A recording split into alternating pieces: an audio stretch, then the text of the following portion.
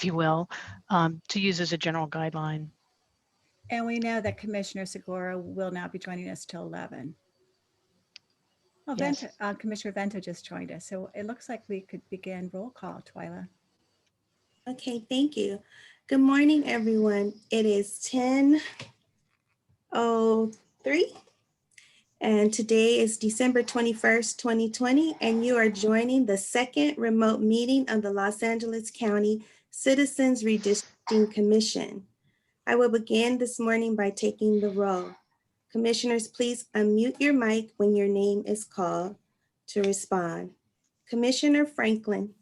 Present. Commissioner Holtzman. Here. Commissioner Maeda. Present. Commissioner Obregon. Commissioner Segura. Commissioner Soto. Present. Commissioner Stetcher. Here. Commissioner Venta. Here. Thank you. I will now turn the agenda over to Gayla for approval of the minutes. Well, and before we go into that, I do want to make a public announcement. So for those of you who have not met me, I'm Gayla Craig-Hartso. I'm the Executive Director for the CRC. Holly Watley, you'll see on the screen, is our independent legal counsel. This meeting will be posted at the Los Angeles County Commission publication site. The meeting is also being streamed live on YouTube. You'll see the link there. During the meeting, if you need any technical assistance, either the panelists, meaning the commissioners, or the participants, you can certainly use the Q&A button, and you'll receive support from Ty Lee, whom I'll be introducing next. Other public comment submissions can always go through comserve@boslacounty.gov. And I do want to introduce the co-host of the meeting today, who will be our technical expert on the webinar logistics, and we'll be working on this project as we go forward.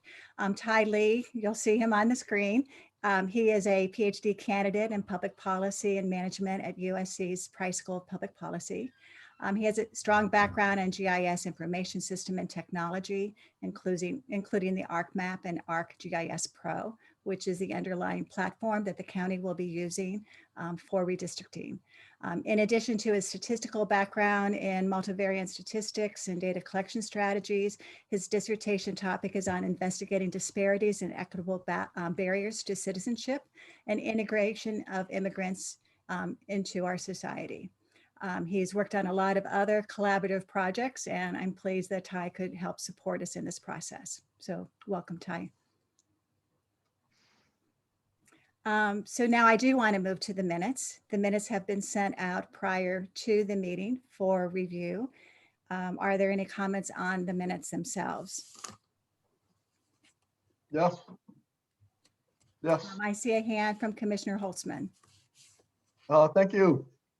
I have a few comments on the minutes. Starting at the very top. I see they're labeled statement of proceedings. Perhaps you can answer why it's not just minutes. Twyla, since we're using the county format, can I ask you to respond to that question? Yes, its statement of proceedings it's the same that they use for the board. So for our commissions, we just follow the same process that the board used, and they're called proceedings, statement of the proceedings. So perhaps we should say statement of proceedings in the agenda instead of minutes, so there's no confusion. I think that's something that we can discuss I can discuss with Holly and Gayla moving forward, the preference of the commission. Okay, so now on item 2, it says commissioners introduce themselves and received welcoming comments from the public. I think it would be good to have in the minutes or statement of proceedings or whatever, a list of the names of and affiliations of the people who made comments. So that's one comment I have on the minutes. And then under number 3, well, it says Commission Holtzman. That should obviously say Commissioner Holtzman on the beginning of the third paragraph on number 3. Also, where it says commissioners considered several options for evaluating the 52 individuals. I don't know, maybe we should say that that was for between then and today. Where it says we agreed on criteria. I think perhaps they might vary in the future if we don't finish. Mainly under the third bullet point there, I think it is not good to call the criteria the 4 state criteria regarding the candidate's overall analytical skills, because turns out, as I'll probably explain later, I don't think those are the criteria to be used at this stage. But I think it would be fair for purposes of the minutes to say commissioners adopted a holistic approach that integrates, strike the word the, and just say 4 and strike the word state criteria, and then insert a dash or a colon, and then strike regarding the candidates overall, and just say analytical skills relevant to redistricting voting rights, comma, state and federal legal requirements, comma, impartiality, comma, and appreciation of LA County's diverse demographics. Just to be precise on that one. And then the next bullet point, the 4th bullet point, second line at the end, that last word should be tool instead of took. And because I don't think we are finishing all of our evaluations or have finished all of our evaluations, I would delete the word from in the 5th bullet point, I would delete the word there and just say the commissioners agreed to complete evaluations, not to suggest that we're all done. May and I then- suggest we add the word initial evaluations just for greater clarity, Commissioner? Initial is fine. Initial would be fine. And also with the attachments, the election code attachment is basically just a link.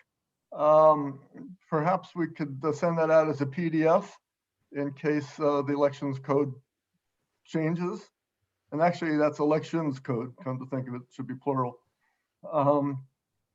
Perhaps we could send that out as a PDF next time.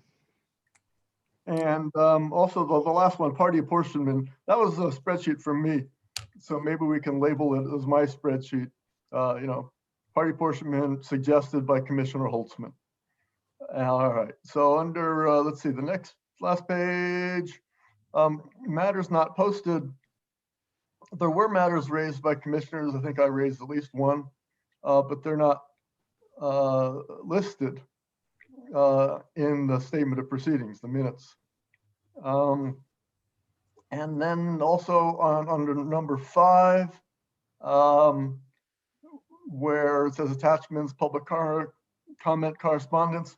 What's there is just that one letter from a bunch of organizations. I think we should have in our minutes a list of the oral commenters. If you have speaker cards, you could just paste in the speaker cards. That's how I've seen it done before. So, all right, those are my suggestions for modifying the minutes, statements of proceedings, whatever you call them.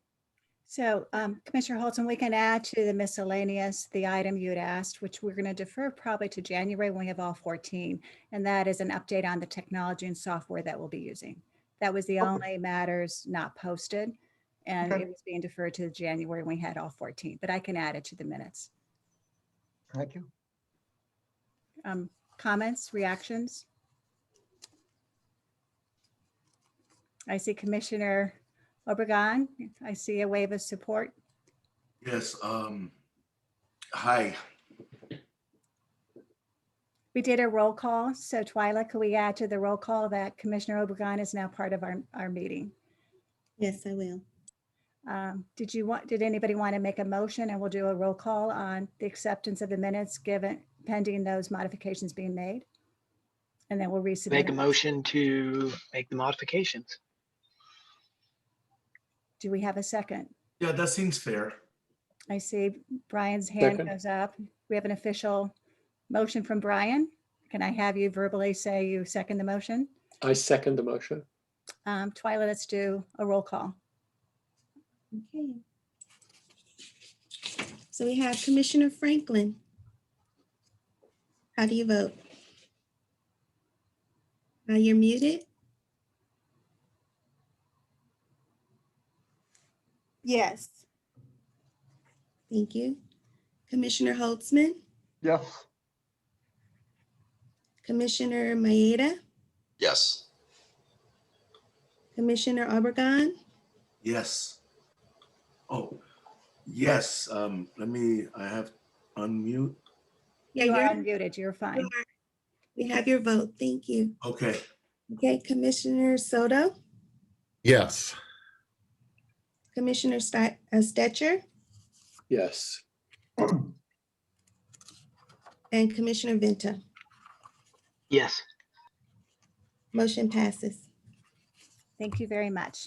We will Thank make you. those revisions. We'll also work out going forward when you have all 14 commissioners, whether or not you prefer statement of proceedings or minutes. Obviously, we're flexible on that. In terms of the names and affiliations of who made comments, you will have, all of these meetings will be not only public, but recorded. And in the recording of the first meeting is a list in the recording, the chat box of all the people who requested to speak. So again, we'll talk about that as we go forward in terms of the format that the full commission of 14 members would need. Again, Commissioner Holtzman, thank you for your thorough review of the minutes. You're welcome. Okay.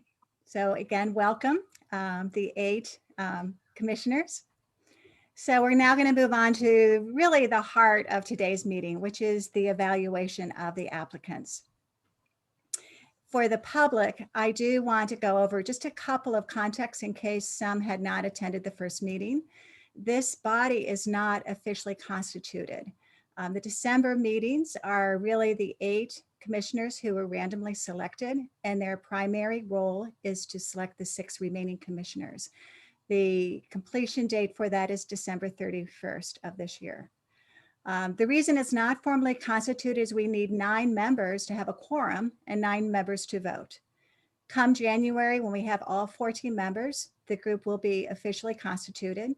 There will be an oath of office, and then the commissioners will collectively, all 14, go through a process of being trained in the Brown Act, election codes, the CRC development of the bylaws that you'll abide by, the selection of your own chair and vice chair, at which point I will step back from facilitating these meetings. And there's a whole list of things to be accomplished in January that I'll go over when we review the schedule. Yes. Again, sorry, question? Okay. I again want to reinforce, and we'll do this with all 14 commissioners. I think it's very important that we establish some core values. I am proposing for the running of these meetings in December, and we'll talk about this more with all 14 commissioners, that we hold a commitment to transparency, integrity, objectivity, and public engagement. Okay, so now the heart. I'm going to run through the purpose of the various evaluations. I'm going to go through an update in terms of your input you gave on the Los Angeles demographics. I then will be sharing with you, based on your initial evaluations, the top candidates for your review. Once I go through that information, you get points of clarification, and you are then going to be in a position that you can receive public comment. Then after you receive the public comment, we will then have you folks discuss, based on what you've heard to date, what your next steps are going to be, and whether or not there'll be formal motions to proceed or not. And then we'll be going through the schedule as part of this whole thing. Okay. So again, for the public, just as a reminder, this is based on a new Senate bill to create an independent Citizens Redistricting Commission to basically develop the new districts for the supervisorial boundaries. Each of these 5 districts must be reasonably equal, geographically contiguous, and take into consideration various factors in terms of boundaries. And you'll see it ranges from geography to compactness, communities of interest, and natural geographic boundaries, as I've already mentioned.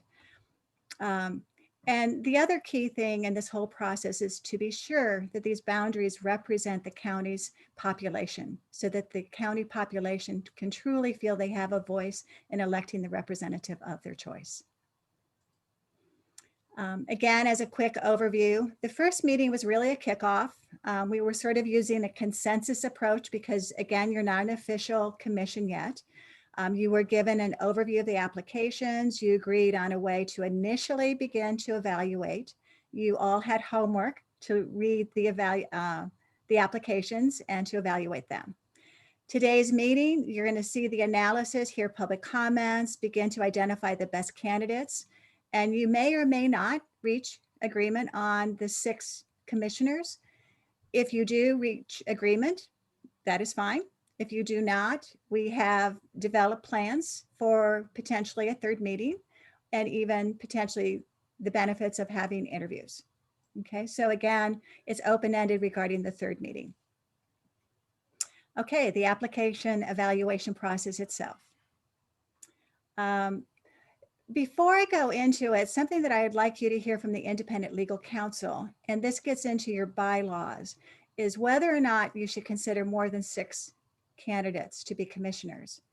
There may be some advantage of adding 2 or 3 alternates who could serve in the event of the need for additional backup. So I'm going to turn it over to Holly to walk through the pros and cons of considering alternates as well. You are on mute, Holly. It's not a meeting until somebody's told they're on mute. But thank you.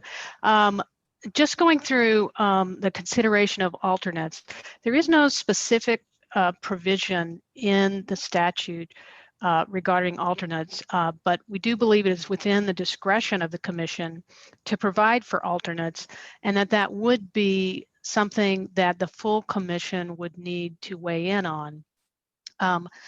And some of the things I would highlight for the full commission as well, but to preview those now, is certainly because we have a quorum requirement of 9, and also because it takes 9 affirmative votes to take any official action, it would be good to have alternates available.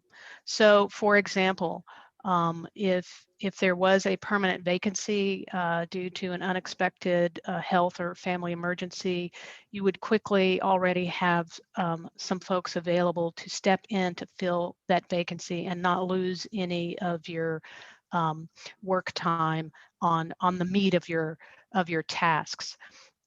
There are going to be alternative ways to set up your alternates. There are obviously, you can have alternates that are expected to attend all meetings and can participate, but when it comes to the vote, they do not vote. There's pros and cons to that approach. You can have it set up so that the alternates actually are not expected to attend meetings, and only when you have a permanent vacancy do they participate, or only when they're called up for a known absence at a particular meeting.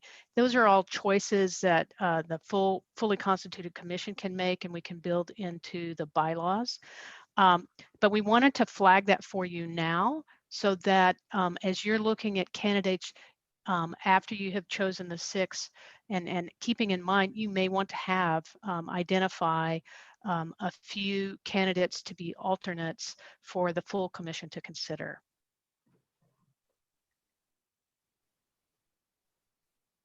And unless anybody has any questions, I'll turn that back over to Gayla.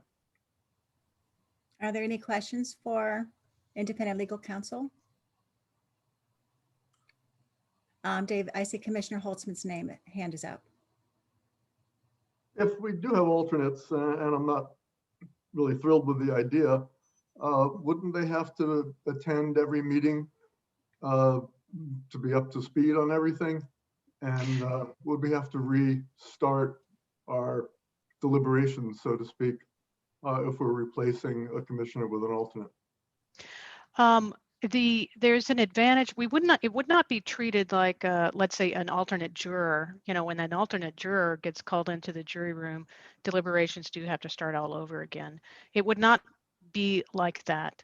Otherwise, it would set the work of the commission back. There are pros to having the commissioners attend. If the commission does decide to have alternates, the advantage of expecting the alternates to attend the meetings is so that they are fully up to speed and have heard all of the public comment and all of the presentations and deliberations, so that they are called on to step in either permanently or perhaps only when there is a vacancy at a single meeting that is known.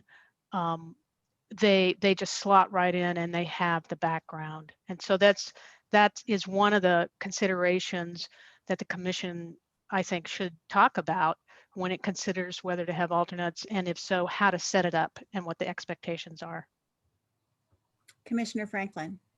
Yes, I think having alternates is an excellent idea. I would feel comfortable in having alternates because life happens. You never know. And because of the urgency and the importance of this commission and the timeliness of having to get the work done, we need to be able to proceed if something, in the case, if something does happen. Commissioner Stetcher. I'm a little hesitant, but the main thing that bothers me is a continuously changing membership.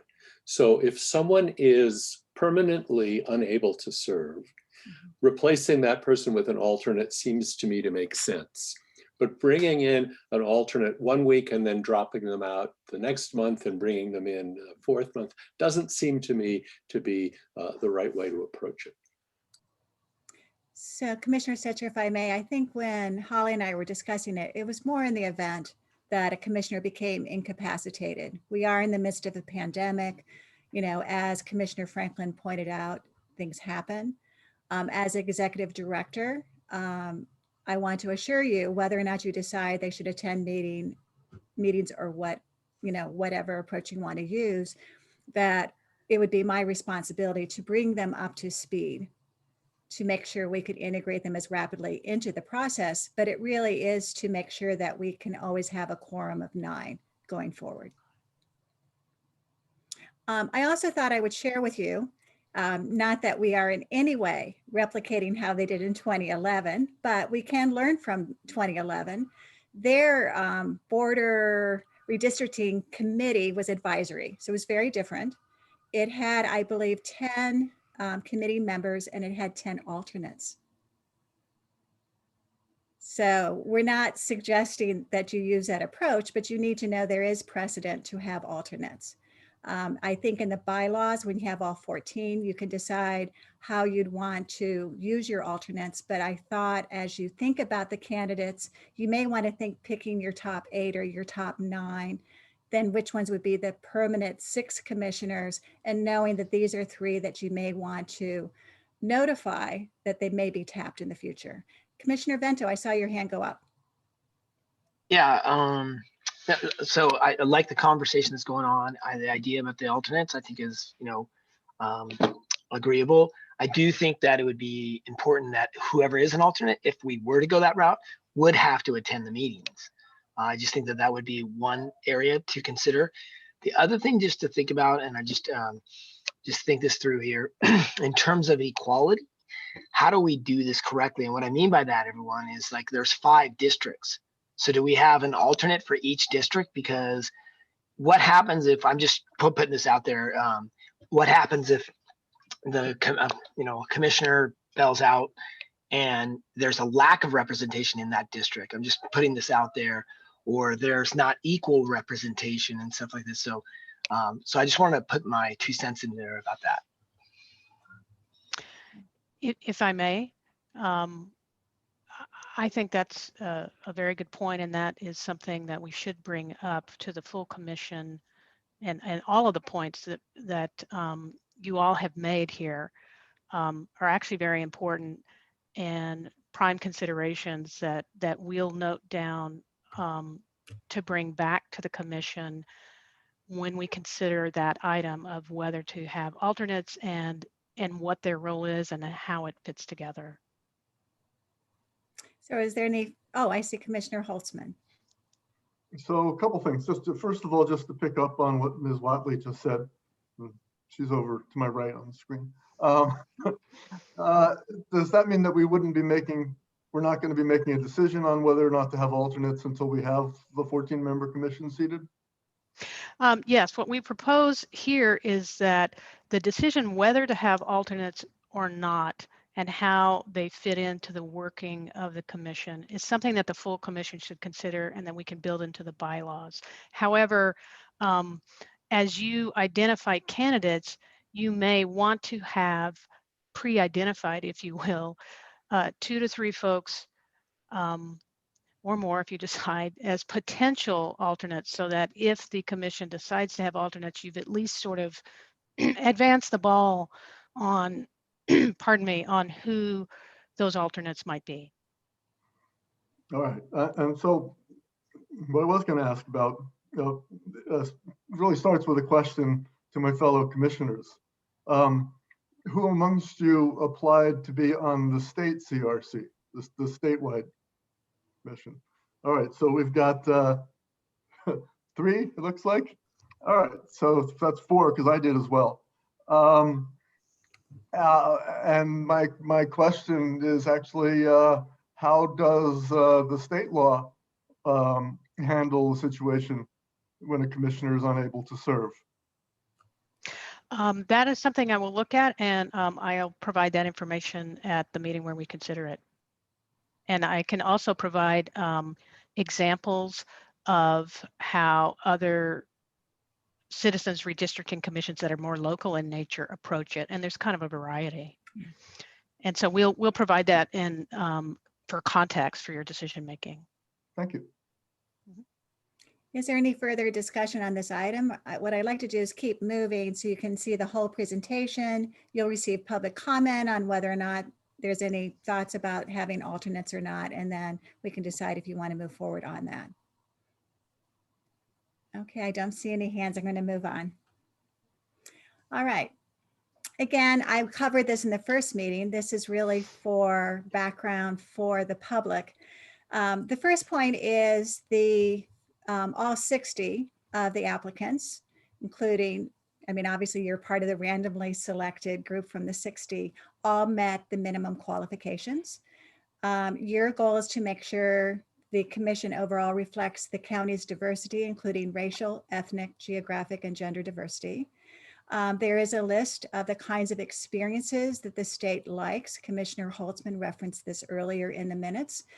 Looking for analytical skills relevant to redistricting process and voting rights, the ability to comprehend and apply the applicable state and federal legal requirements, ability to be impartial, and then an appreciation of the diversity of Los Angeles County demographics and geography. So there were 60 that were qualified.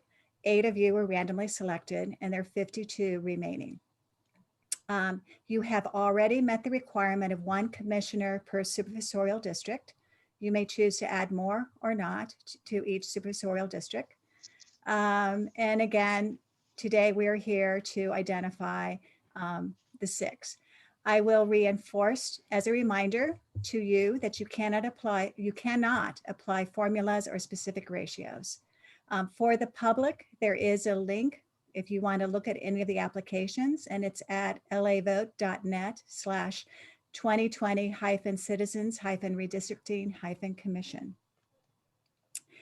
So as I go through the evaluation of the candidates, since this is a public setting, I thought it would be important to sort of put in a context of the 52. All of the 52, well, all the 60 are considered qualified. And so in many ways, what you're doing is trying to think through what the symphony should be like. Do you have too many tuba players? You need an oboe player. You need to think about what will be the mix in terms of the percussion and the timpani section. So again, this is no reflection on any of the individuals in terms of the evaluations, if the evaluation rating is higher or lower, because all 52 applicants are considered qualified. So with that Gail? in mind, yes, Kayla? yes. I'm sorry. So I just wanted to add a question for you. When you sent out that new Excel spreadsheet with the city, when I looked at it, the current 8 commissioners, it looks like nobody's from District 4. And I thought Mr. Commissioner Soto was from District 4 on the Excel spreadsheet. That's why I just wanted to verify that. Well, I'll go through the slides. I thought it was on there. I don't point it out when I get to that slide. Okay. Okay. Thank you. Okay. So again, for public comment, because yes, indeed, every single district has at least one. Okay. So the process that you all agreed to, and I mean, this has been very rapid. You all agreed to evaluate by Saturday, just 2 days ago by 5 o'clock, at least 12 to 13 applicants. And I provided a random list for you all to go through. And you also all agreed that you'd have the latitude to evaluate more if you wanted to.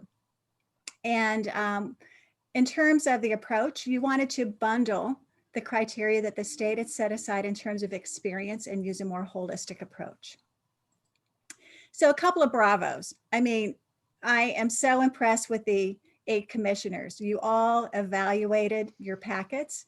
On average, an average of 4 commissioners reviewed an application, which goes way beyond the 2 that we asked for. There were a total of 215 application reviews. And on average, each of you went well beyond the 12 to 14. It was an average of 27 applications per commissioner. So bravo, quick turnaround, short timeline, and you really, really spent the time, and I very highly appreciate it. Just looking at the bar graph, 3 of the applications received 2 reviews. You'll see 26 received 4 reviews, and even 1 had 6 commissioners review the application. So I think, you know, again, you've done a great job of looking at the applications, and thank you. The other thing for the public, and this was sort of a definition of the rating scale that evolved, there was great concern to make sure that the rating scale would distinguish and make some relative comparisons so you could narrow the list. So the thinking of the 10-point scale was a 10 was an exceptional candidate that stood out from all the rest. Anything that was a 7, 8, or 9 was among the top 30% of the candidate applications you reviewed. 4, 5, 6 was the middle 30% of the applications reviewed. And then 1, 2, or 3 was the bottom 30%. And I put together a little distribution table on the right, and you all took very seriously the evaluation distinctions. 23% of the candidates received a rating of an 80 or above out of a possible 100. 21% between 70 and 79, 29% between 60 and 69, 10% between 50 and 59, and 17% were rated at a 40 or below. So this is the distribution of your ratings. Yes, Commissioner Stetcher. Quick question. You multiply these by 10? Our scale was 1 to 10, but your list here goes from 0 to 100. So is it actually a rating of 8 or above that was received by You'll 12? see the list. Anyone with an 80 score or above, I just calculated how many were in it. So I've distinguished between the top 12 and then the next tier, which would be an additional. But there were no 80s. There was only an 8. That's all. Yeah, The I drew a rating line. scale. Yeah. I'll show you the list. Again, we're looking at the top Okay. 12. So your question was an 80 or an 81? No, my question is whether it's an 80 or an 8, because Oh, our rating scale didn't You're go right. to 100. It only went to 10. And I just wanted the public to understand. Okay, so it could be 8, 7 to 9, 6 to 9, 5. Okay, so again, I was using whole numbers on this, so it's like a percent. So, but thank you for that correction. Okay, the other additional information that I did not have at the first meeting to share had to do with more specifics about where people live. And our independent legal counsel reviewed and said, you know, the application does have everyone sign a privacy waiver. And the county was allowed then to disclose the applicants and your city that you reside in. I am maintaining confidentiality of the physical address, the email addresses, and those kinds of personal metrics. So I thought it would be helpful to start by just reviewing this table, and please let me know if there are any corrections that are needed, but I am providing the city that's on your application and the zip code, and I've already received one correction since then. In terms of political party affiliation, I did verify with the Registrar-Recorder that it is the actual voter registration that was finalized in October before the state elections this November. Okay. Any questions on this additional information? Yes, Commissioner Holtzman. First of all, what is the correction you received? It was to Commissioner Soto's zip code. And what's the correct? It was still Downey. It's what's on the screen, 90241 Oh, is the okay. correct one. Okay. I made the correction this morning. Okay. Thank you. Okay. Gail, I just wanted to say thank you. I saw the correction, so it's the version I got. So perfect. Thank you for doing that. Yeah, well, we're moving very fast. So I know there will be little things like this we'll have to update, including my using 10s versus 1s for the rating scale, but we're all on the same page, I believe. Okay, so in addition, in the appendix is an update of the demographic metrics that I presented at the first meeting, because I received input from you to refine that. And I wanted to make sure you had that as a reference point. This table pretty much puts it all on one page in terms of considerations for you, in terms of making sure that your commission reflects Los Angeles demographics and diversity. So you'll see across the top, I have the 8 random, I have the 6 potential, and then I have the term if reflecting, okay? And then I have the population column to the right. Now, I will point out when you only have 14 and you're looking at a population of 10 million, there are going to be some areas where we're going to have decimal points. So one of the discussions at the first meeting was, do you round up or do you round down? So if we look at party affiliation, you have currently 4 Democrats, no party preference, you have 3, and you have 1 Republican, and you have no members of the Green Party. If I take the voter registration in Los Angeles County as of October, the distribution says 56% of the population were registered Democrats. And if we look at the remaining 6, that comes out to 3.8. So you might consider rounding up to 4. If we look at no party preference, it comes out to 0.6. So you could round up to 1, or you might say we're close enough in reflecting.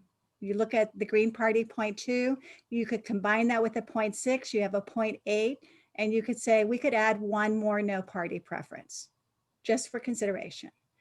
In terms of Republican, it's 1.5. So you could add 1 or 2 Republicans and it would still reflect the party affiliation. Before I go on to the other demographics on this chart, I thought I should open it up to party preference because it is the one criteria where the state says shall reflect. So any comments on party affiliation, general demographics? Yes, Commissioner Holtzman. Well, I strongly disagree with the way the party affiliation is broken out in the slideshow here. And I have comments in general about that approach that I would like to read into the record, and also especially for the benefit of my fellow commissioners at some point. I was thinking I would wait till the end of the slideshow and then get to that. I provided Ty Lee a file, a PDF of something I'd like to have the commissioners see. It's up to you. Do you want to share it at this point? I would like to let you finish the slideshow. Okay. And then do that, if that's Okay. all right. Okay. Any other questions before I move on to gender? Okay, now gender was interesting because it was a random sample. It was not a stratified random sample. You ended up with 2 female, 6 male on among the 8 of you. The population is 51% female, 49% male. So given that split, you could add as many as 5 female commissioners and 1 male commissioner. Any questions on gender? Okay, I'm going to go on to age. Age is interesting. You'll see the age distribution in terms of the current commissioners.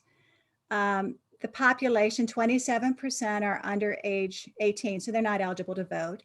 59% are between ages 18 and 64, and 14% are age 65 or older. So if we just look at the demographics, you probably have met the age group of, you already have 2 who are over age 70. So you've met that. So you probably do want to look at a distribution of age. I will point out a couple of things I have heard from the Registrar-Recorder is that when you use the experience criteria to pick the 60 most qualified, the longer you live, the more experience you have. So that is in some ways why the number of applications tended to be more, you know, at age 40 and older versus we have, you know, no applicants under age 30. So just to sort of give you an indication of that. Any questions on age before I go on? Okay, and then ethnicity, race. So again, we've separated out from the census data, the Latinx and the white. We have the Asian, we have the Black, African American, and then we have other. You see the distribution of the commissioners, 3, 3, 1, 1, and you see the population. This is another area where we're talking about decimal points. So, you know, based on the population, you could add between 3 to 4 more Latinx. You might add an additional white person. You could add another Asian person. And you may want to look at Black and other and think about adding obviously 1 more diversity category there. Los Angeles County is incredibly diverse. We want to make sure we have that diversity on the commission. So again, these are giving you order of magnitude. It's not formulations. It's things we want you to consider as you add. Any questions on ethnicity or race?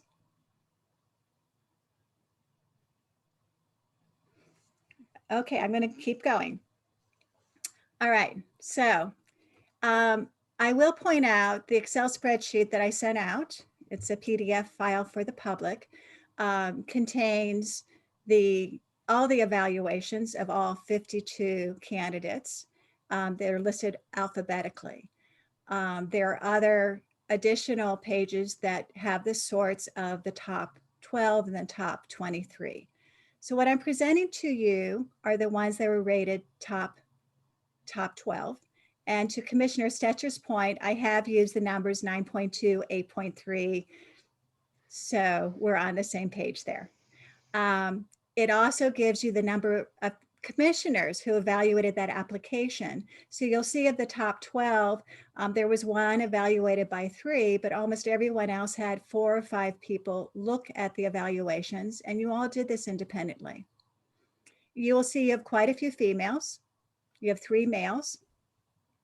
I also, within each of the genders, broke it down by race. So you'll see among females, you have 2 Asians, you have 1 Black, 3 white, 1 Latina, and then under no party preference, you've got 1 Black and 2 Latinos and 1 white, and you have 1 Republican. Okay. And then we've also provided for your use, not only their supervisorial district, but also what city or unincorporated area they are in.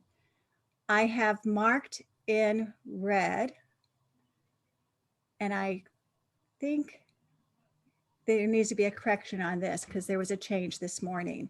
You have an overlap. Commissioner Segura lives in Los Angeles, zip code 90032. Candidate Christopher Castaneda lives in the same zip code. Do ignore the red for candidate Sarah Soto. I received a correction this morning. Green means it's a zip code that is neighboring. So Commissioner Stetcher is in Santa Monica with zip code 90043, and candidate Dan Woods is one zip code away in 9042. So if you are concerned about geographic diversity beyond just the 5 supervisorial districts, please keep that in mind. So are there any questions about the top 12 list? Gayla, I just wanted to say thank you for doing this data crunch for us. It's really helpful. Well, I appreciate, you all worked it very hard up through Saturday night getting these to me. And so I turned them around yesterday. So, it's a work in progress. Okay, so now this table takes the initial demographic profile I gave you of Los Angeles. And what I wanted to do was give you a little bit more of a profile of the candidates just from a numerical perspective. So of the top 12, 7 are Democrat, 4 are no party preference, 1 is Republican. And you can sort of see in the buff color, these are sort of the order of magnitude. You could add up to 4 Democrats. So probably out of 7, you might be able to find 4, if you follow what I'm saying. In terms of no party preference, you have 4 candidates and you could add up to 1. So you probably have a good pool there. Republican, whether or not you decide you want to add 1 or 2, you only have 1 candidate. So I will be sharing with you the next grouping. You may want to look at more candidates than just that 1, particularly since that person lives in a zip code next to Commissioner Stetcher. Just a consideration. On gender, you could add as many as 5. You have 9 candidates. So you probably have a good pool from there. In terms of male, you could add 1. You could choose to add more. It's your choice. But again, if you wanted to reflect gender, you've got 3 candidates. I also would suspect that as you add either male or females, it's going to cover obviously the party affiliation as well. In terms of age, you'll see you have sort of a nice distribution here of age. Again, it skews towards age 60 to 69, but you've got people in each decade where you could add additional people up to 6. So I think you probably have enough from the age distribution. And then the last table has to do with ethnicity. And in terms of the Latinx, you have 3 candidates and you could add 3 to 4. So again, you may want to look at the next list. In terms of white, you have 5 candidates, you might add 1. So you probably have enough to choose from that. Asian, you have 2 candidates. You can decide if you want more or if you're happy to choose from one of those 2. And then in terms of Black African American, there are 2 candidates who are in this top 12. So questions on this table before I go to some more sorts?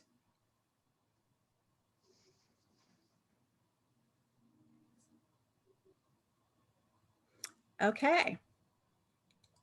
So given that, I felt it was important to share with you what the list would look like if you went to the 23, okay? And so basically, this is a sort of scores that are, I said 70, it should be 7.0, Commissioner Stetcher. And gray just means white under the evaluation means they were 8 or up. And if it's gray, it means it was 7 to 7.9. Just so you could have it as a quick visual reference point. This is sorted by party affiliation, then by gender, then by ethnicity. And I have given you again the cities and the zip codes. And I've identified which ones where there may be overlap. Yes, Commissioner Stetcher. A small potential correction. Okay. For candidate Dan Woods, if he is in fact in zip code 90402, then the city should be Santa Monica. Right. We took what was on his application. Oh, all right. Okay, but thank you for letting us know. So it would be the exact same city as you. Yes. Okay. Any other questions on this list? Okay, so I'm going to show you the demographic implications. I've added the number of people who are in the top 23 into this column. And what I've done, just to help you, you don't have to use this if you don't want to, I highlighted in yellow where I felt there was a large enough pool for you to pick. So for example, for Democrat, I think Democratic Party, I think from the top 12, you have 7 candidates. You probably don't have to look at the next tier. Same thing for no party preference. You have 4, you might add 1. For the Republican, you may want to look at that deeper, that next level down, so you could have a pool of 4 candidates for the Republican. Any questions on that portion of the screen? With gender, I highlighted in yellow. I think you have enough from your top 12 to come up with a good mix of male, female. That doesn't mean you might not go further down your list, but I think it's a good starting point. Same thing on age. When I looked at ethnicity, other than white, I think there's some areas where you do need to look at the top 23, particularly for Latino, for Asian, and for Black. Now, I suspect once you look at the top 12, we can then visit the distribution and see where you come out, then to see where you may want to make sure you have the kind of mix you want. So any questions on this table?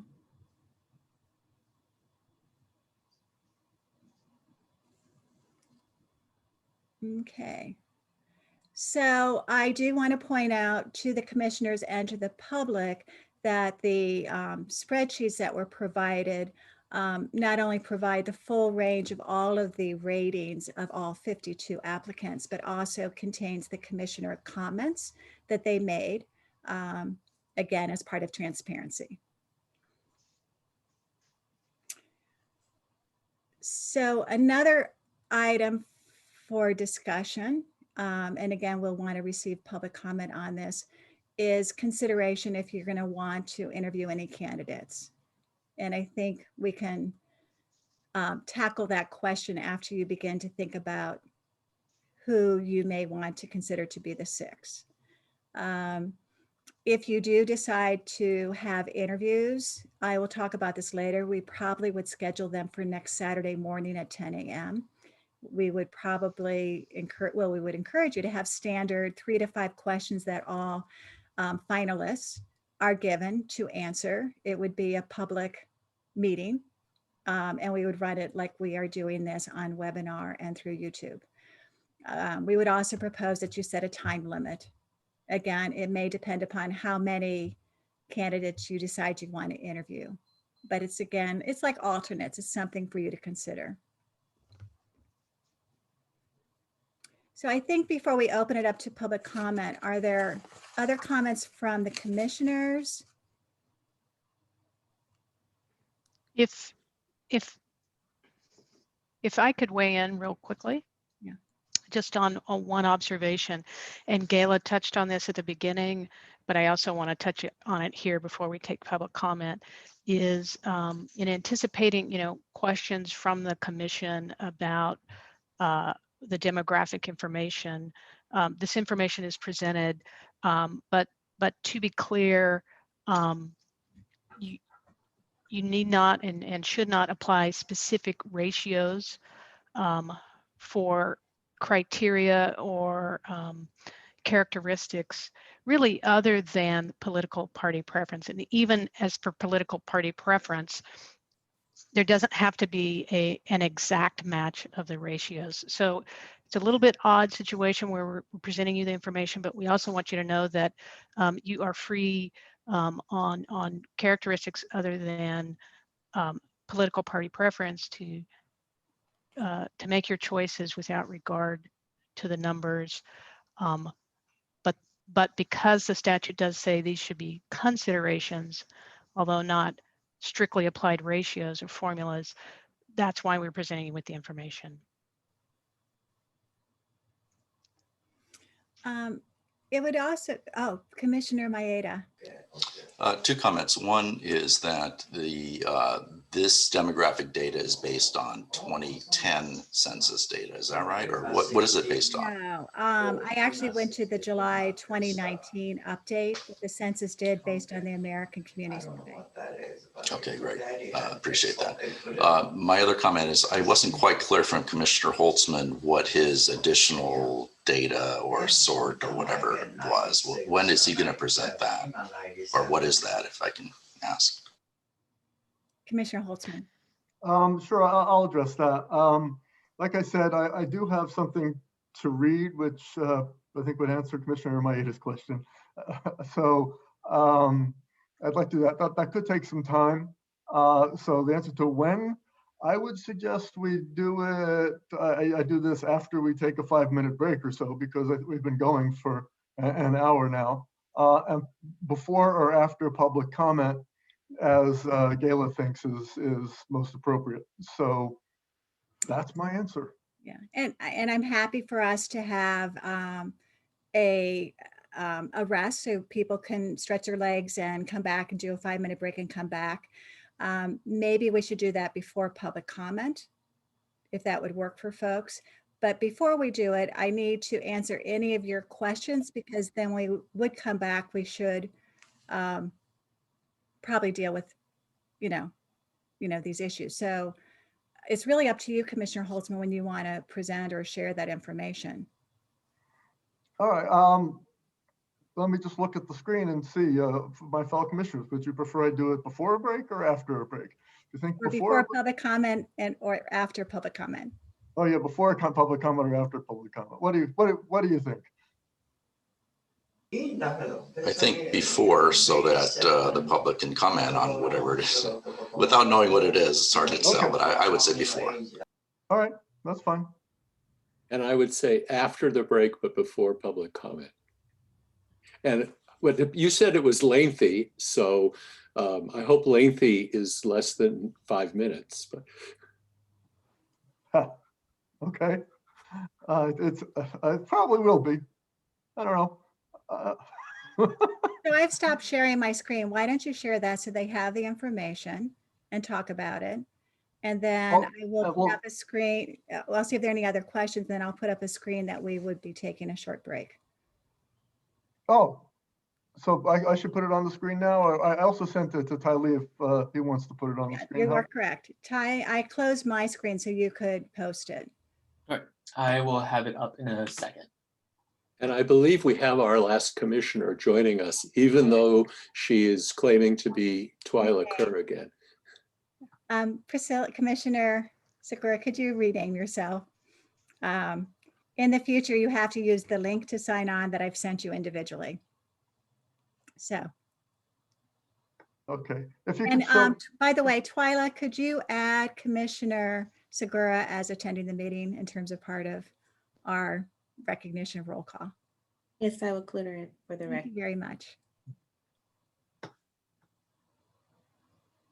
So Ty, we lost it. Can you do it again?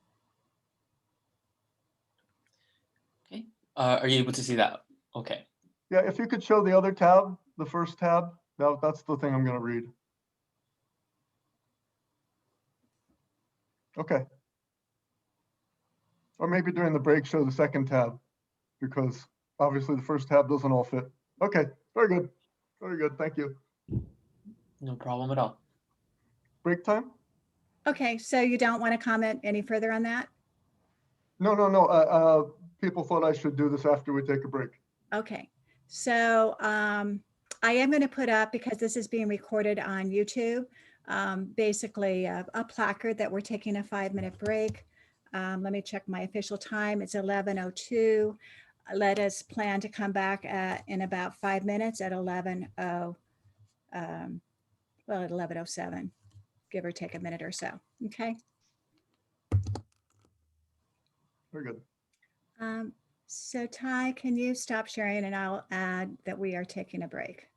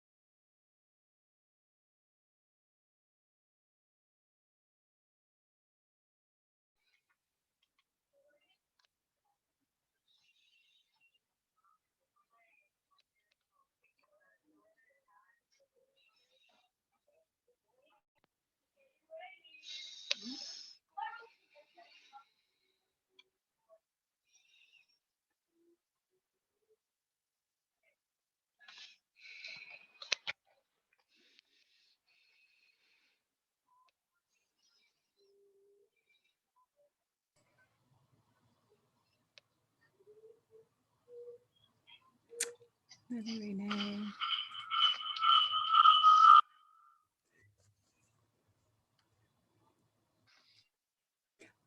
I'm working out some technical difficulties. We'll be right back with you.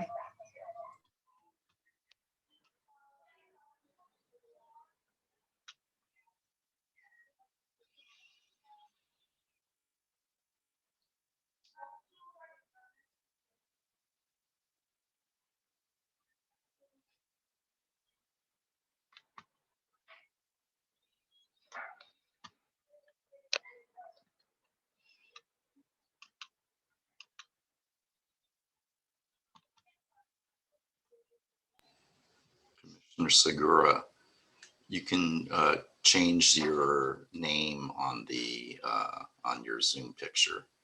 Three dots, I'm told, at the top right, and you should be able to do that. Can you do that? Thank you.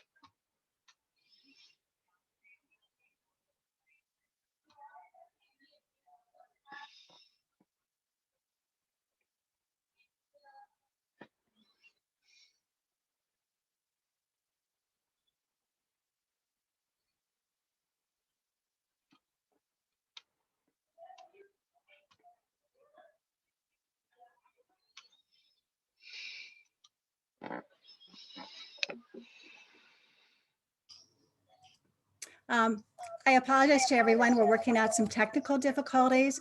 The YouTube recording live has not worked today for technical reasons. Priscilla, Commissioner, thank you for renaming your box. I believe you were inadvertently given hosting permission. Could you please give it back to me?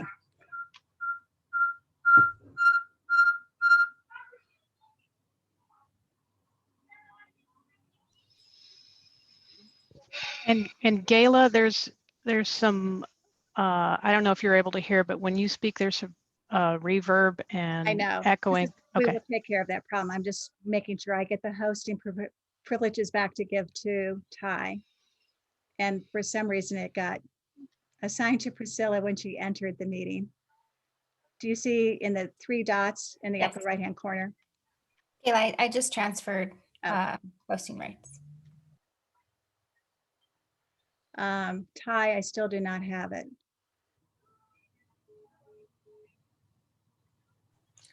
Gayla, so it does look like you are the host right now. And if you would like to transfer the hosting privileges, under your participant tab, if you find my name, go ahead and hover over it and click on the More button. Done. Great, thank you. Okay. And then you'll make me a co-host. So I apologize for the slightly longer break. I hope you were able to make good use of that time. And again, we were testing out the YouTube capabilities, and I think we have figured out what the technical glitch was and should be able to do YouTube live streaming for future meetings. And again, sorry about the technical glitch right there. So with that, I am going to turn to Commissioner Holtzman to share his comments. And would you like Ty to post them, or you want to just talk from them? What would you prefer? If Ty could post them and scroll along as I read, that would be great. Start with the letter. Yeah, we'll start with the letter. And as I put in the chat, people watching and commissioners might want to have a copy of the Los Angeles County CRC part of the elections code handy to follow along with my letter here. So I'll just start. I'm saying that this is something I wanted to send to all of you pretty much right after the first meeting, a couple days later. So I sent it in to staff and was told that that might be a problem with the Brown Act or for whatever reason, so that I could only bring it to you now. I'm sorry that I could only bring it to you now and not earlier. I wanted to start by saying we had a good first meeting, in part to the county staff, which did a great job of organizing it, Gayla and Holly, and it got me thinking. And my thinking has changed somewhat since what I was talking about in the first meeting, what I was saying in the first meeting. So this is to let you know how. First of all, the PowerPoint slide we saw that was labeled option 2, criteria-based,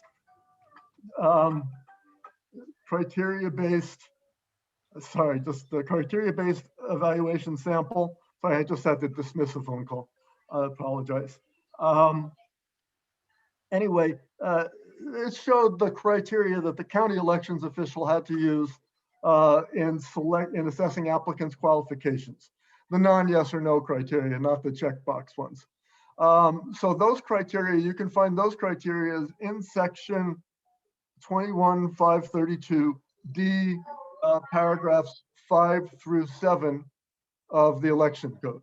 So you might want to find those. What I wanted to say to everybody is that I'm sorry I was too quick to dismiss those as having already been considered by the elections official, who's the Registrar-Recorder County Clerk. And I was too quick because another paragraph in the elections code, which is where we are now in the process, it requires us to consider similar criteria. And that paragraph is section 21532H. 2. So you can find that in the law. And so what we're doing now is we're supposed to recuse. Somebody's making noise there. I don't know if you can mute. Ty, can you mute whoever the background noise was? Okay, maybe it's muted now. Thank you. So here's the thing. Right now, the criteria come from this part of the elections code 21532H2. And it requires us to choose our 6 appointees based on the following: relevant experience, which could actually cover more experiences than were referenced in paragraph D, parts 5 through 7. Analytical skills, which is similar to what's put in D5. Ability to be impartial, that's similar to what's in D6. And ability to ensure that the commission reflects the county's diversity, including racial, ethnic, geographic, and gender diversity. Now, this is not simply appreciation for diversity, which was in the previous part of the elections code in 5 through 7. This is actually to have the commission reflect diversity. So that means that when we make our picks, we should ensure that some of our picks actually embody that the diversity, not just appreciate diversity. And yeah, as was discussed, we're not supposed to apply formulas or specific ratios in doing that.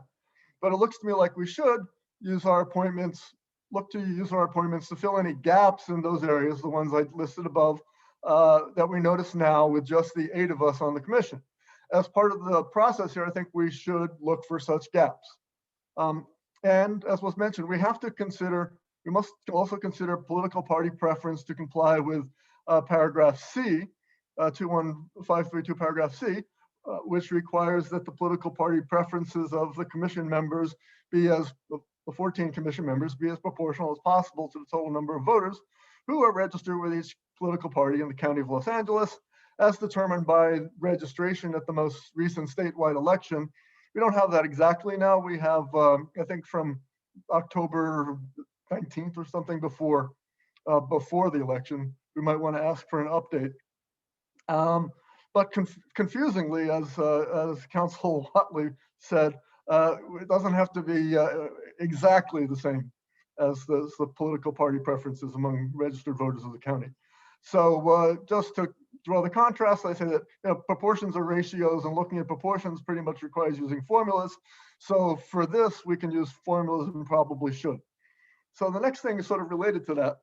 I showed a spreadsheet about party proportionality last time, and I lumped together all registered voters who are not registered as preferring the Republican or the Democratic Party. I call them non-RORD. I did that because the selection process for the state CRC does it that way, does that. The law about the Los Angeles County Citizens Redistricting Commission, which I'm abbreviating LA Co CRC to differentiate it. And I'm not just saying LA CRC, because at some point there might be an LA City Citizens Redistricting Commission. So that's about as short an abbreviation as I thought we could use there, or just in this case, the co-CRC, the county CRC. Anyway, the law for us is a little different than from the state. And that's in that 21532C, which I accept, the R part of the law is there, which I excerpted and discussed above. So, just reading our part of the law, I'm not really sure what, if any, weight we should give to no party preference decline to state and minor party registrants, and looking at party preference proportionality on our commission.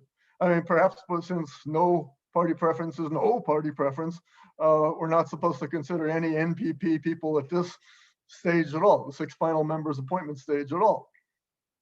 But voters who are not registered as preferring either major party, and I'm one of those, I think we all, if you're in a minor party or NPP, share some concerns about electoral representation because most electeds are in one of the 2 major parties. So what I'm proposing at this point is that we follow the state's lead and group minor party registrants with the NPP DTS voters as one big party for the purpose of constituting a commission with membership proportional to party registration.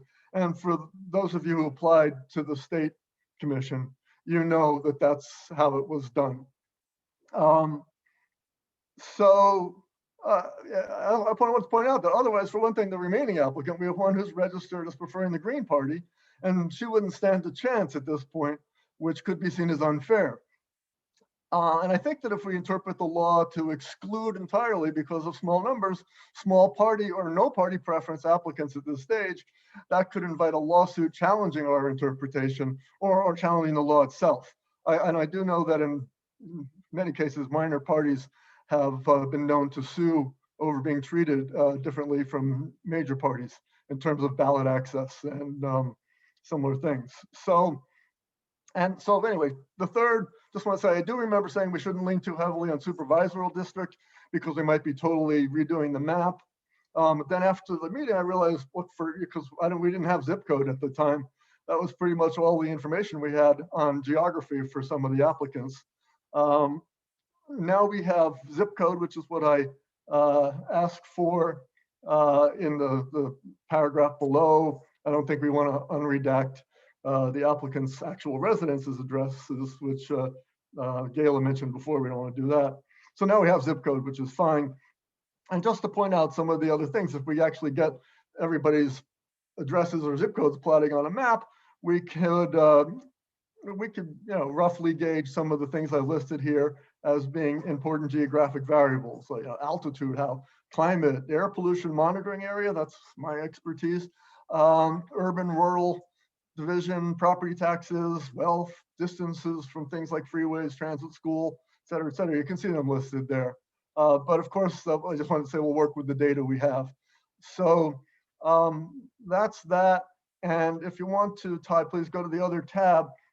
I just updated for better public understanding, really, and the commissioner understanding, the same spreadsheet I showed last time, showing that using all the parties to the right of the blank space there, from independent to NPP as one big party, lumping them in as a non-RORD, non-Republican or Democrat, and then dividing the total number of registrants by the number of seats, using the whole number as a baseline, and then to round it out from 13 seats to 14 seats, using the party with the largest fractional part of the number to get the 14th seat, it shows you that the desired distribution amongst the three bins that I'm suggesting we use, minus the existing distribution, showing at the bottom a desired number of each to add. So there's that. Thank you for your time and listening to all this. If you have any questions, let me know, or yeah, let me know now or whenever there's an opportunity. Thanks again. Are there questions for Commissioner Holtzman? Commissioner Maeda? So Commissioner Holtzman, bottom line, are you saying that you still think it's important to weigh party preference when it comes to Democrats and Republicans, and with regards to other parties that are not Republicans or Democrats or non-party preference, that's treated as its own separate category, and you would want to have consideration for those candidates who are fit into one of those, who are either non-party preference or other candidates, other parties other than Democrat and Republican? Is that the bottom line? I think I understand what you're saying. I think, yes, I want the applicants considered in those three bins, the D, R, and the non-ROAR bin. Okay, I certainly agree with that. And I just want to caution, it's not that anyone is saying we're not going to consider a Green Party candidate or a candidate from a party other than a Republican and Democrat. We're saying that they are going to be considered, but if they're considered, we will essentially treat them as if they were other than Republicans or Democrats. In other words, NPP, in that bucket. Yeah. If I may weigh in and provide some historical context for the law on this, when the bill that went through that created this commission was first passed, it did not reference in section 21532 subdivision C, it did not reference initially accounting for those with no party preferences. Senate Bill 158 was passed on an urgency basis and took effect in September of this year, which amended the statute to provide that there should be a consideration of no party preference. So that history is consistent with how Commissioner Holtzman and Commissioner Maeda are speaking about treating those with no party preference or other preferences. Commissioner Stetcher. Yes, could you clarify, please, how the data that underlie your spreadsheet differ from the data that underlie the tally that Gayla provided for us? Are they more current, less current? What's the source? Okay, Commissioner Stetcher, they're from the same source. The URLs there on the screen. But I didn't leave out American Independent, Libertarian, Peace and Freedom, Unknown, Other. I included all of it. And if I may, as further clarification, there was one candidate from one of those other parties from the Green Party. That individual is listed under all 52. The Registrar-Recorder actually combined that number into your NPP. And if I'm following Commissioner Holtzman, maybe we call NPP not Republican, not Democrat. But basically the numbers are identical. Am I correct, Commissioner, in terms of the NPP category includes all NPP and non-Republican, non-Democrat options, which right now is one individual?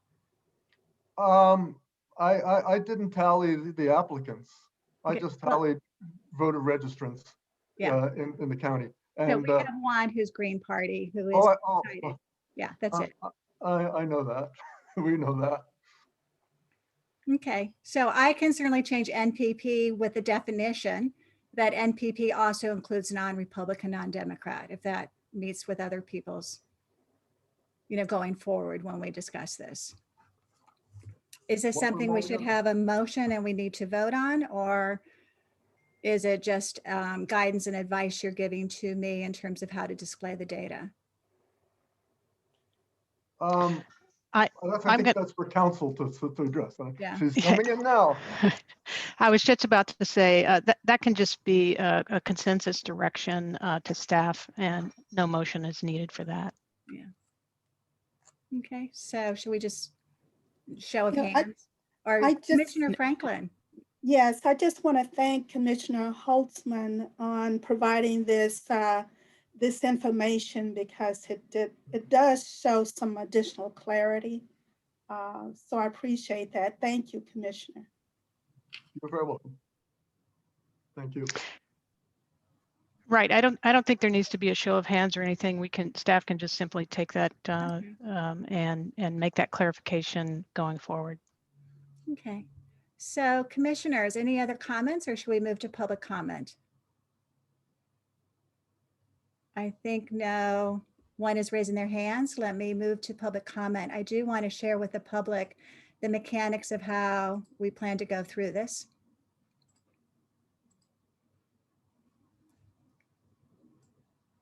Let's begin. Hold on. So we are doing Zoom webinar, which will be a tool we plan to use going forward. Public comment is an opportunity for members of the public to address the commission.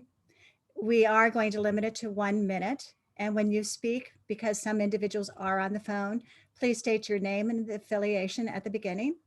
If you feel comfortable, you may turn on your video during this portion. If you are on the Zoom webinar, you can raise your hand and the host, Ty Lee, will call on members of the public then as well. If you are on the phone line, you can press #9 to raise your hand. And then when it is your turn to speak and Ty will call out to the speakers, you would then press *6 to unmute and speak. Members of the public, if you'd like to make any comments, you can enter it in the Q&A button at the bottom of your Zoom webinar, and we'll then have Ty read those afterwards. I did know a technical question that had to do with the overall ratings. So this morning I had completed the tables that listed all of the applicants, what their scores were, and they are in a PDF file attached to an updated file attached to today's agenda. And you may find them there, along with the most recent PowerPoint that we're using today. So with that, I'm going to stop sharing my screen and I think we'll open up to public comment, or should I leave this? Maybe it's better if I leave the screen open for the public to see as a reference point. Once we go through the public comments, then I will go through the list of the 4 public correspondence that were also received this morning, and we'll have Ty read those out as well. So Ty, I'm going to turn this over to you to call on the first public presenter. Great, thank you. So the first one with their hand up is Dorina Wong. So Dorina Wong, I am going to promote you to panelist so that you can speak on the mic. And if you're comfortable, share your video as well.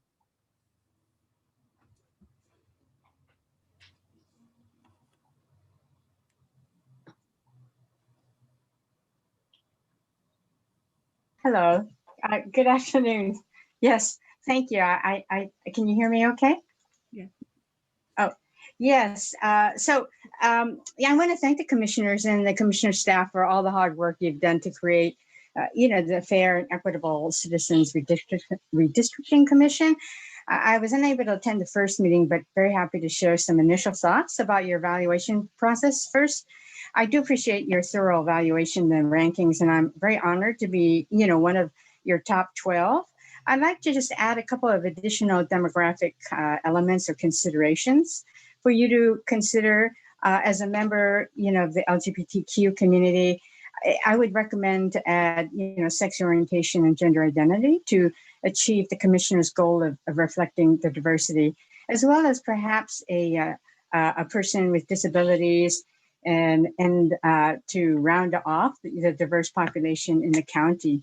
And just in terms of, I would support the idea of selecting alternate commissioners. I think Commissioner Franklin's point that it would be a good idea to have replacements in the event Your of. 1 minute is up. Oh, okay.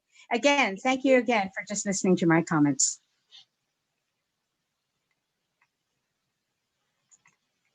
Next public speaker, Ty.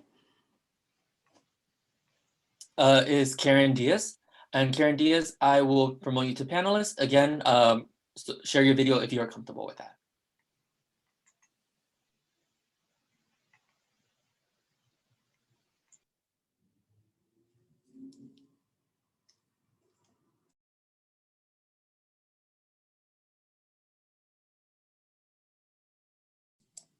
Hi, good afternoon. My name is Karen Diaz. I'm calling out for the Coalition of Humane Immigrant Rights, CHIRLA, an organization that has been founded in 1986 to advance immigrant rights.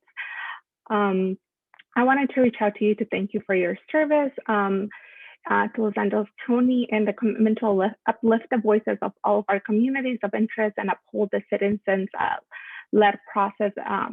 And first of all, I want to thank the commissioner's attention to the fact that there are 3.5 million immigrants in Los Angeles County, comprising 35% of the population, the largest of any region. Also, Los Angeles County is home to the third largest foreign-born electorate with 1.3 million foreign-born eligible voters. And this is why we want to share a recommendation to bring Apolonio Morales. He's a son of immigrants. His mother and father immigrated from Mexico in the early 70s to provide him a better opportunity.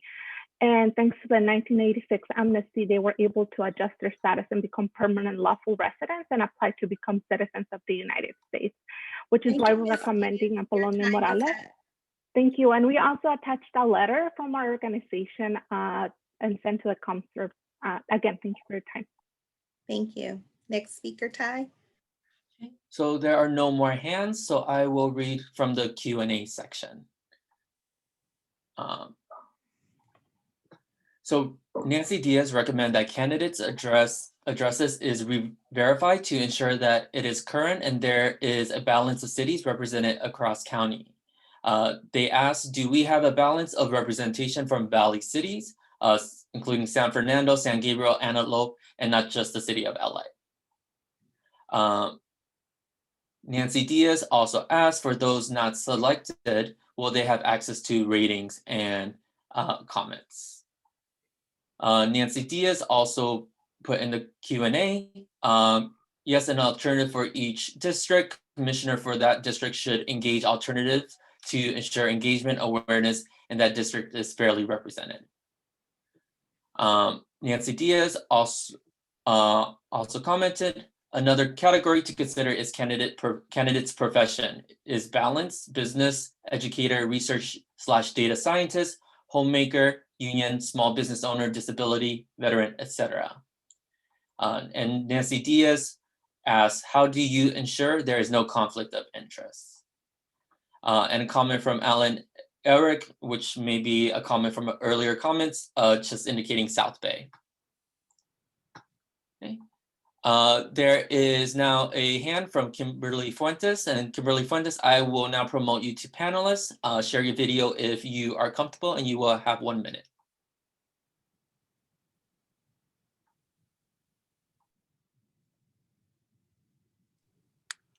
Good afternoon, Commissioners. My name is Kimberly Fuentes. I'm the Policy and Communications Director for California League of United Latin American Citizens. Congratulations on your selection as the first 8 commissioners for the LA CRC. In reviewing the pool of the current 52 remaining applicants, we remain confident that the commissioners have the ability to choose well-qualified Latinos and Latinas to serve in this capacity of redrawing the lines for our county supervisorial districts. As of 2019, Latinos accounted for more than 48% of the population in our diverse county. In order to reflect that, we strongly urge the Commission to select 4 Latinos or Latinas to the selection of the remaining 6. Thank you. Thank you. Next speaker. Great, so there are no more hands and no more questions in the Q&A. So I will be reading comments provided through or submitted through the public comment section on the website. This first one is from Angie Medina, president of the Whittier Latino Coalition. Dear supervisors, I'm writing in support of Apolonio Morales for the Redistricting Commission. I live in Whittier in District 4. I'm a county library commissioner appointed by Supervisor Janice Hahn.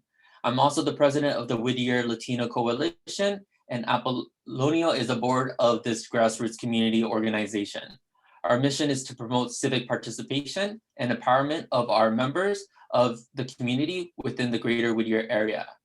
Apollonio has taken a major leadership role in providing training to youth, parents, and immigrants. He has participated in addressing inequalities in housing, employment, and criminal justice.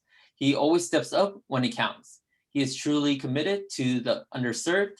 Apollonio has the leadership skills and backgrounds to represent our community in the 4th District. I strongly recommend him for this position. The next comment is from Jaime Lopez, a member of the Service Employees International Union 721. Esteemed LA County Supervisors, thank you for your service to Los Angeles County, commitment to uplift the voices of all communities of interest and uphold our Los Angeles County citizen-led redistricting process. My name is Jaime Lopez, and I am writing in support of Mr. Apollonio Morales to be appointed to the Los Angeles Citizens Redistricting Commission. As a resident of the South Whittier community in District 4 and a member of SEIU 721, I have known Mr. Apollonio Morales for more than 3 years. As a community leader, Apollonio has demonstrated a high level of thoughtful and intentional interactions, which have served to advance community priorities and concerns, and would make an excellent addition to the Los Angeles County Citizen Redistricting Commission. Thank you.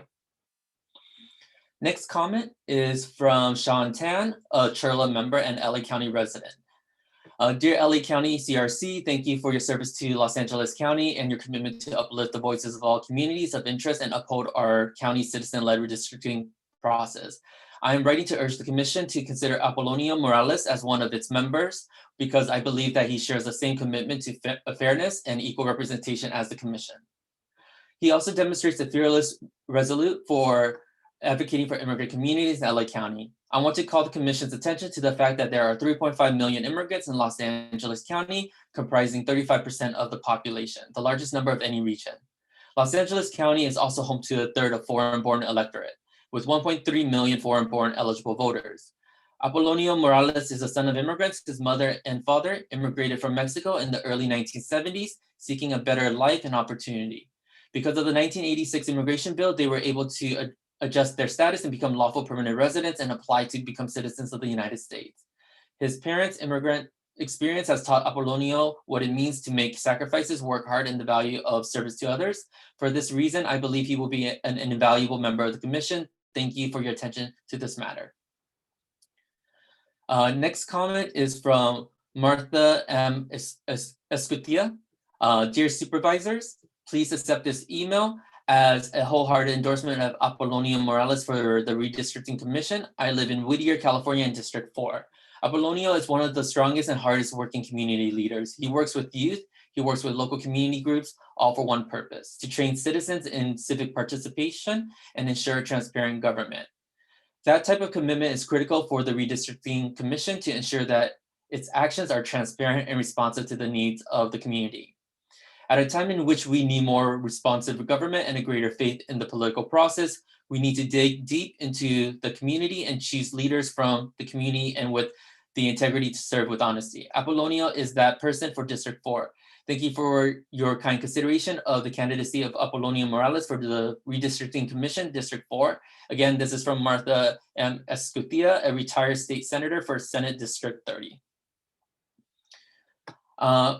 The next comment is from Yvonne Gonzalez Duncan of California LULAC State Director. Dear Commissioners, on behalf of the California League of United Latin American Citizens, congratulations on your selection as the first 8 commissioners for the 2020 Los Angeles Citizen Redistricting Commission. We would like to commend you all in this huge undertaking to serve in this capacity as the LA County seats its first independent citizens redistricting commission. Senate Bill 958, which established the CRC, was born out of years of historical discrimination, specifically one where it diminished Latinos' voting power. It is imperative that we highlight your responsibility given this historical account to ensure the fair and equal representation of Latinos in the next 6 seated commissioners.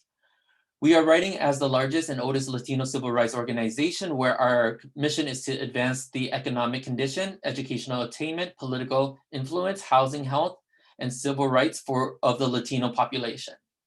We have been engaged in redistricting issues at both the state and local level.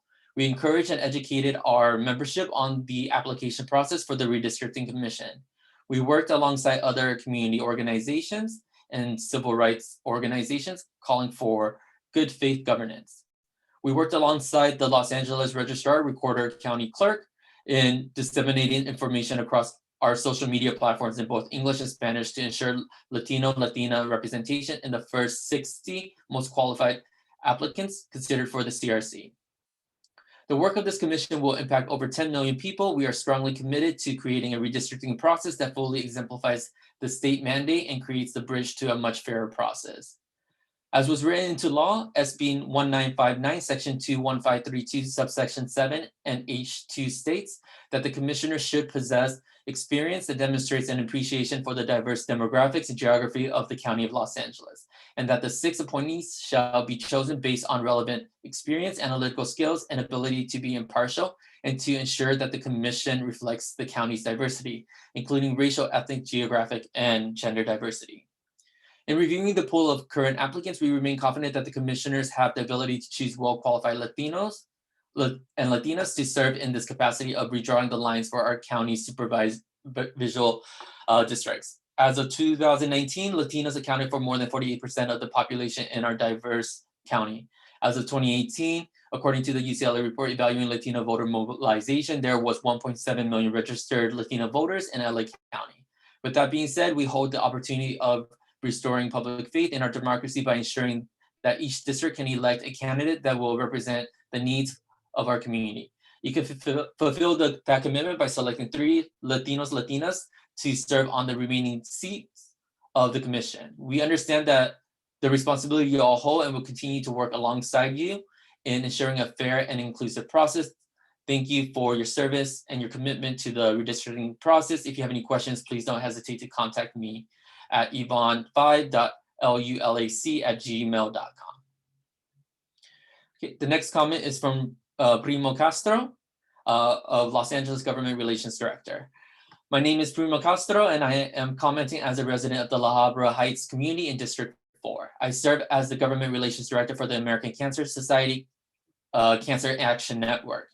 Thank you for your service to the Los Angeles County, commitment to uplift the voices of all communities of interest and uphold our Los Angeles County citizen-led redistricting process. I have known and worked with Mr. Morales for several years and can attest to his integrity, fitness, character, and passion to deliver equal access to all communities, regardless of their background. As a community leader, Apollonio has demonstrated a high level of thoughtful and intentional interactions, which have served to advance community priorities and concerns and would make an excellent addition to the Los Angeles County Citizens Redistricting Commission. Thank you. The next comment is from Angelica Salas of Churla. Dear members of the Selection Committee, as the Executive Director for the Coalition for Humane Immigrant Rights of Los Angeles, I give my sincere recommendation of Apollonio Morales for the Los Angeles Citizens Redistricting Committee. Over the course of the past 7 years, Churla has witnessed Apollonio's ability to take on leadership roles, which have served to advance the rights and representation of immigrants in our community. He has demonstrated a fearless and resolute affinity to inspire our immigrant community to action in pursuit of social justice. In his role as Director of External Affairs, he has demonstrated a high level of thoughtful and intentional interactions, which has allowed for the strengthening of our organizational relationships. His engagement with community leaders and members from community faith, labor, refugee, and immigrant rights organizations have resulted in long-standing relationships that are based on mutual respect and dignity. Apollonio is no stranger to applying his analytical and research skills to help inform our coalition partners about the complexity of his policy and legal matters as they relate to the issue of immigration.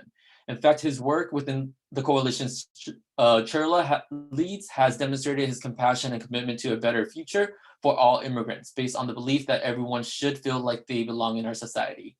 His work and dedications have resulted in helping immigrant youth and their parents share their voice and be heard.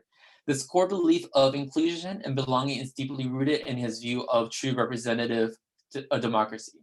Time and time again, he has relied on using his ability to investigate and reason given him the clarity necessary to decipher truth from opinion and fact from fiction. With these skills, he has been able to articulate and demonstrate how we must take each individual, whether they have achieved legal status or not, as valuable members of our society. And for this reason, I am fully convinced that Apollonio will make a great addition to helping to ensure equal representation to advance and uphold our democracy for the greater good now and into the future as a representative of the Los Angeles Citizens Redistricting Committee. If you have any questions regarding Mr. Morales' qualification, I will be more than happy to add more details and direct experiences in our work. The next comment is from Karen Diaz. Dear Commissioners, the Coalition for Humane Immigrant Rights and California League of Conservation Voters and California League of Conservation Voters Education Fund would like to share a letter of support for candidates under consideration for the Los Angeles County Citizens Redistricting Commission. Please find the letter attached.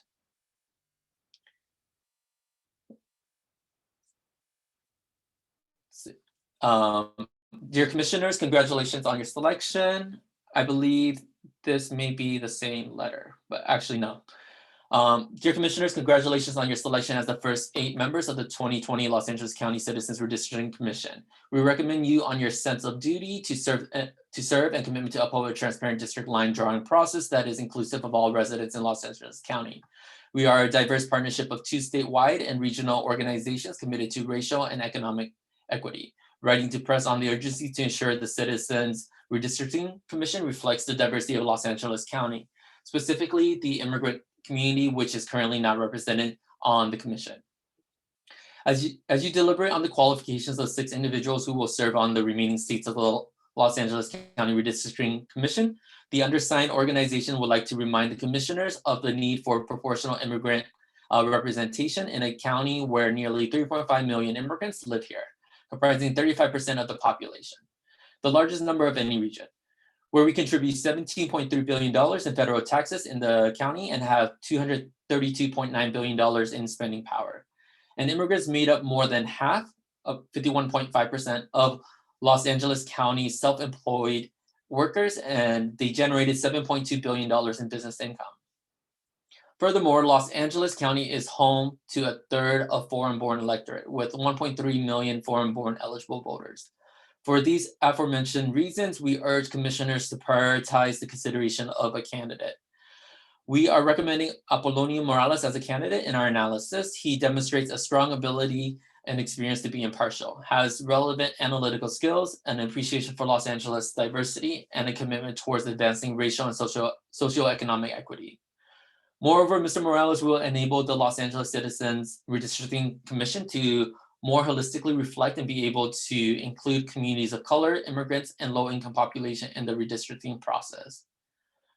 We also recommend Dorina Wong and Priya Sridharan as candidates. Both Ms. Wong and Ms. Sridharan have experience with redistricting and reapportionment over the course of multiple cycles and would bring substantial expertise to the County Redistricting Commission's deliberation. Ms. Wong was, per her application, was one of the first attorneys to articulate AANHPI as a community of interest under a special master's plan. In 1992, Ms. Sridharan similarly led outreach with Asian American, Native Hawaiian, and Pacific Islander communities during the 2001 to 2002 redistricting process. Moreover, as the commission endeavors to attempt to fully reflect the broad diversity of the county, Ms. Wong and Ms. Sridharan experience with AANHPI communities as redistricting specialists, attorneys, and educators. Thank you for your service to the Los Angeles County, a commitment to enhance the voices of all Californians and upholding our county citizen-led redistricting process. If you have any questions regarding this letter, please contact Karen Diaz at the Coalition of Humane Immigrants' Rights at kdiaz@chirla.org. The next comment is from Luis R. Reyes.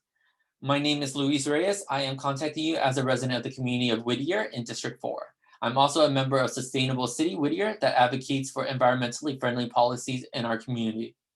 I am submitting my comment in regards to the Los Angeles County Citizen Redistricting Commission and the board's consideration of appointments of its membership. I am voicing support of an applicant, Apollonio Morales, who I've known for over 5 years in my community organizing work to promote sustainable policies in our community. As a community leader, Apollonia has demonstrated a high level of thoughtful and intentional interactions, which has served to advance community priorities and concerns. He would make an excellent addition to the Los Angeles County Citizens Redistricting Commission. Thank you for your consideration. Next, we do have one hand up from Fayez Nawabi. Fayez Nawabi, I will promote you to panelist so you can share your mic, and if you're comfortable, share your video.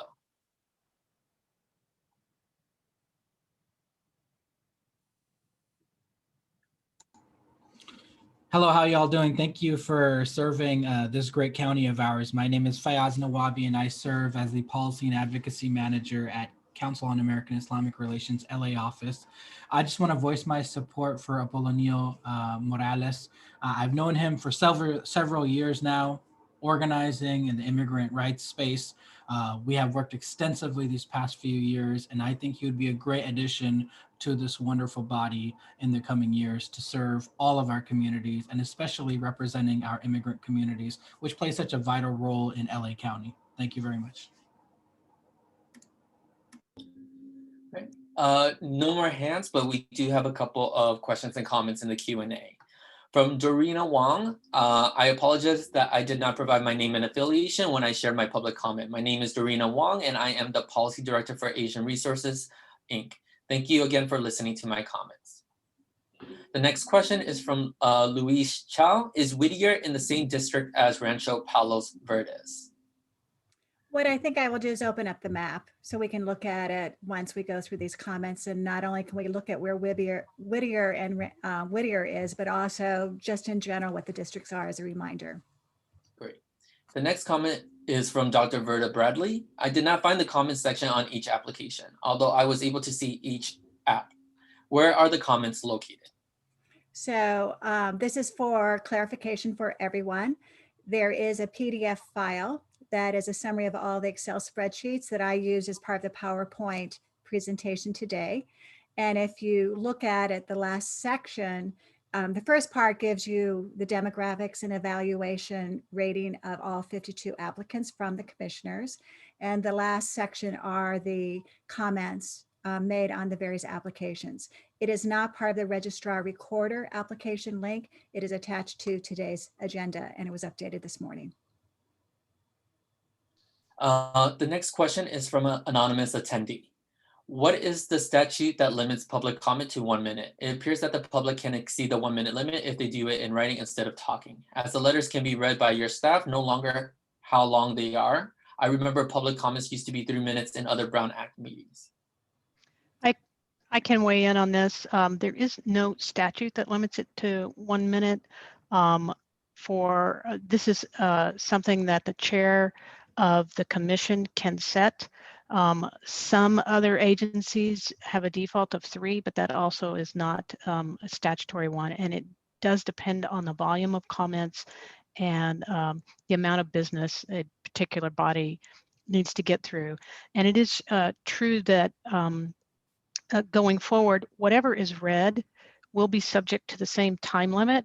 So if someone submits a letter, the time limit for reading it will be capped at whatever the applicable time limit is. Here, kind of in the early going, we're sorting through those logistical issues, but that 1 minute limit will apply equally, so that if someone speaks or if someone submits a written comment that is to be read, they will have the same time limit. There are currently no more hands and no more unanswered questions. Actually, we just got one. A comment from Nancy Diaz. The reading cap does not consider reasonable accommodations if needed. If there are public commenters that need translation, for example, whether that is through sign language or a different language, the standard is to double the time. So if someone is speaking, we allow time for the translation. So that's how that will be accommodated in the future, is when someone does ask for accommodation in advance and we can make that accommodation, their time will be doubled.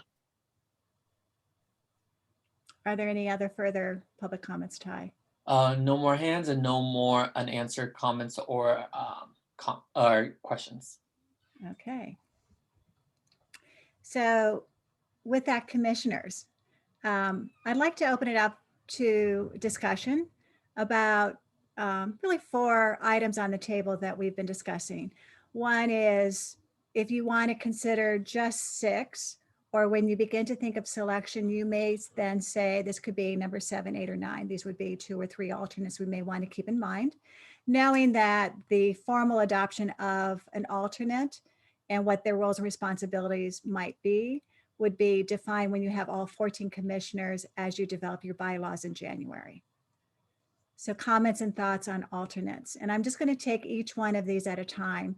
The next one will be looking at how you may want to shorten the candidate list, followed by would it be useful to have interviews, and then finally, final selection process. So comments first on alternates. Good idea, bad idea? Commissioner Franklin. Yes, again, it is a good idea to have at least 2 alternates.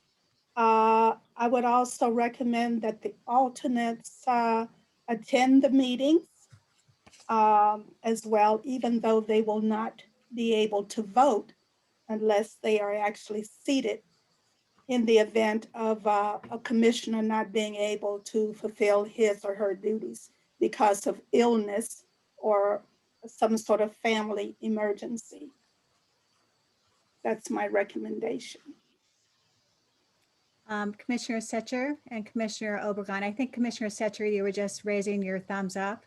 Commissioner Obregon, do you want to make a comment?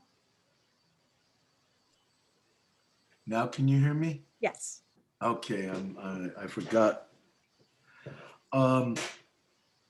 Alternate, clarification. We have to come up with 9 agreed out of the 14 in anything we do? Am I right in thinking that? Okay, I can defer to Holly from a legal perspective on this. Yes, for any official action, the statute requires an affirmative vote of 9. 9, okay. And out of 16 people? 14. It's based on? 14. 14. So that's like a super majority, or? Correct. Okay, so that's more than just a majority, okay?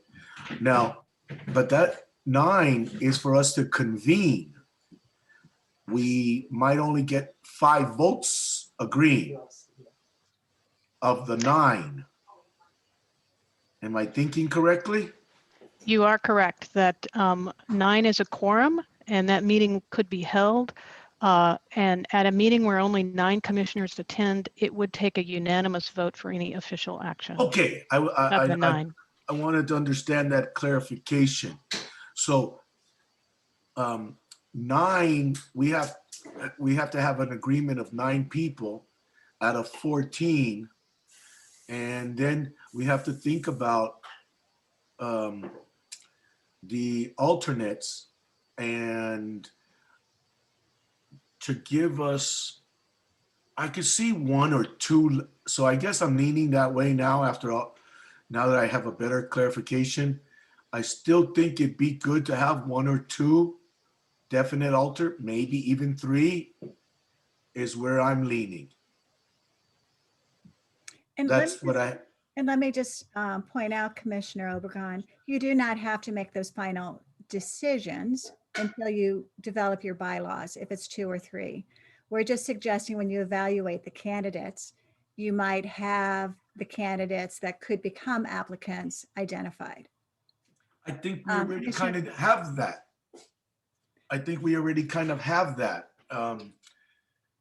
And so whether we do it or not, having the idea that we might do it is good. Okay, Commissioner Vento.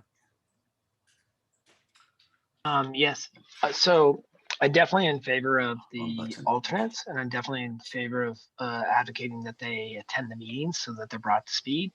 But I think in fairness to everyone, I think we should at least consider at least 1 alternate from each district.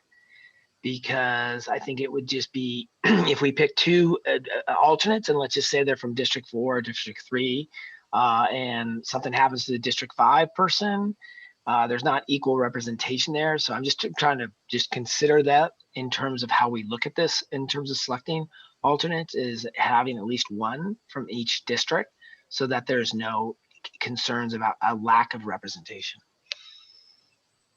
Commissioner Maeda.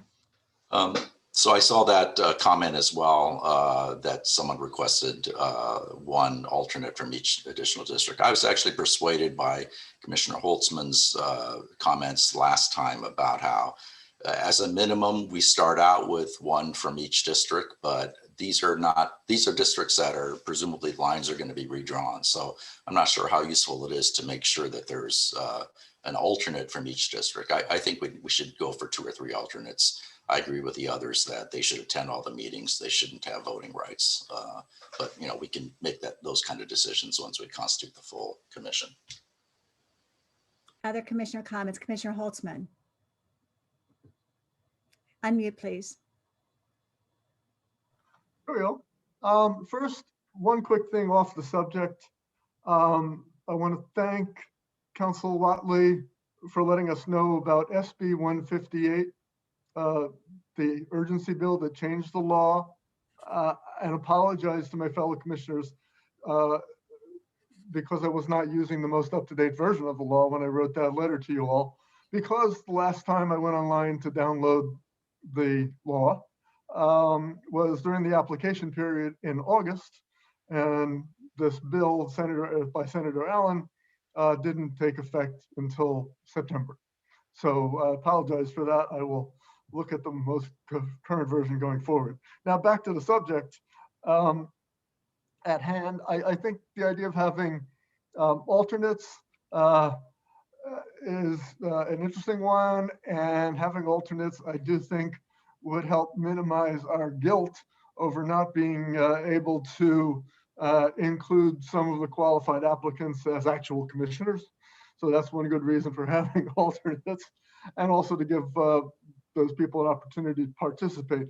But one thing I want to say is that before we appoint anybody as an alternate, we should contact them and ask them if they're willing to serve as an alternate rather than as a regular member. Any other commissioner comments? Commissioner Soto. I guess I also agree with the alternate plan. I like having redundancies, and just in case if a vacancy should become available, I think it'll speed up the process. Maybe we do have, instead of 3, maybe 6, based on the previous comment, just in case if someone's not interested in being alternate, then we could just go down that list as well. But maybe 3 confirmed alternates, I think might be a good option to pursue. So what I would like to suggest is we look at how to shorten the candidate list, see if 6 stand out. It could be 8 stand out, 9 stand out, 10 stand out. And that may also help you to address, are the ones that are, after the first 6, do they represent the supervisorial district? Should we just hold that list in holding place until you develop your bylaws? Because I would encourage you need all 14 commissioners to decide if indeed you'll have alternates. Holly, you may legally want to comment on that, but I don't think this is something they can officially define the role of the alternate till we do the bylaws. That's correct. This really is just sort of having a suggested group of alternates identified to kind of advance the issue if the fully constituted commission decides to go that route. And then the full commission will decide what their role is and how they participate and how they would get seated, if at all. So my suggestion is we begin to look at the shortened list. We look at how many additional people might be candidates for alternates once you get to your 6, and decide at that point how to proceed. I do not believe this requires a motion. I believe this is just direction to me in terms of staff and how to guide you. If there's Correct. contradiction, let me know. Okay. With that, the next component is to look at the shortened candidate list. And I think it might be helpful to show the map of the current 5 supervisorial districts. Just as a reminder, we have a comment from the public on particularly one. So give me a second to quickly get that for you.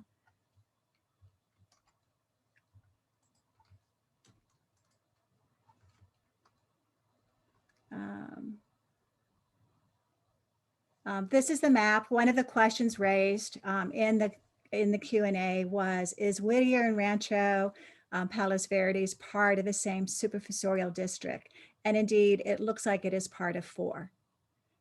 So that's an answer to that question. I think to your point, the new redistricting lines may or may not reflect the current ones, but this is the configuration. I thought this might help just for you to have this visual. It's in the PowerPoint in the appendix as a reference point as we look at the various cities that the candidates are from. And so with that, I'm going to take us back to the original where we left off with the shortened list. If you're comfortable, I'd like to start with the top 12 for discussion.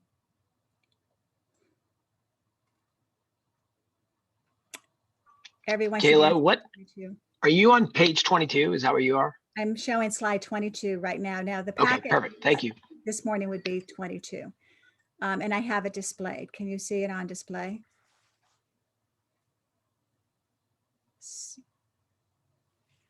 So again, here you have your ratings. Here you have the names.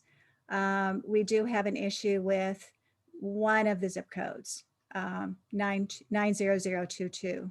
I'm sorry, 90032, and possibly 90402, which we now know is Santa Monica.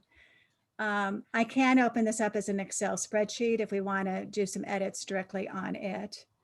And again, as a refresher, here are some of the numbers that have been suggested. And we would probably redefine no party preference as no party preference or not Republican, not Democrat. And as you can see, none of the top 12 are in the Green Party, but normally we would be including them with the NPP. We have no candidates who indicated any other gender other than male or female. So shall I go back to the names? I see Commissioner Stetcher's hand is up. Well, I don't know how we want to go through this, but I've looked at these in advance of the meeting, and I'm prepared to recommend to identify 3 people from this list who I think we ought to put on our tentative supplemental commissioner list. If that isn't premature to move that quickly, based on their high scores and the slots that they fill in our target matrix. I would recommend Priya Sridharan, who is an Asian female who's also a Democrat from South Pasadena. Maria Williams Slaughter, a Black female who is an NPP, and Syra Soto, a Mexican-American Latina female who is NPP as well. Commissioner Stetcher, if you would indulge me, I'm going to close the Excel spreadsheet because this I cannot write on. I mean, I could, but I would rather have us have the Excel spreadsheet so we can actually enter comments there. So if you all will allow me to do a new share. It's the same information.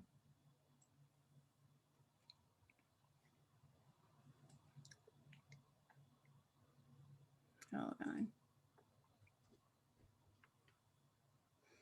So if we go to the top 12, and if I slide up here,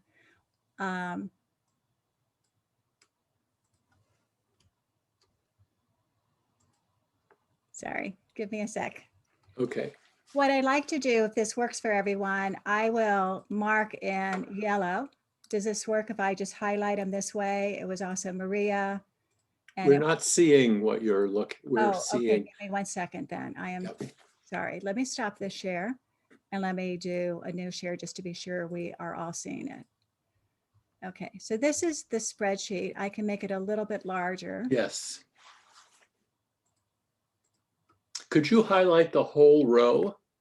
So not just their name, but also their features? Yes, and in fact, I don't know why it's not allowing me to.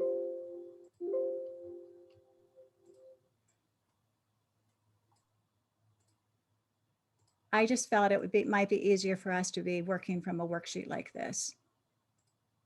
And again, this is made as a PDF document for the public to see as well.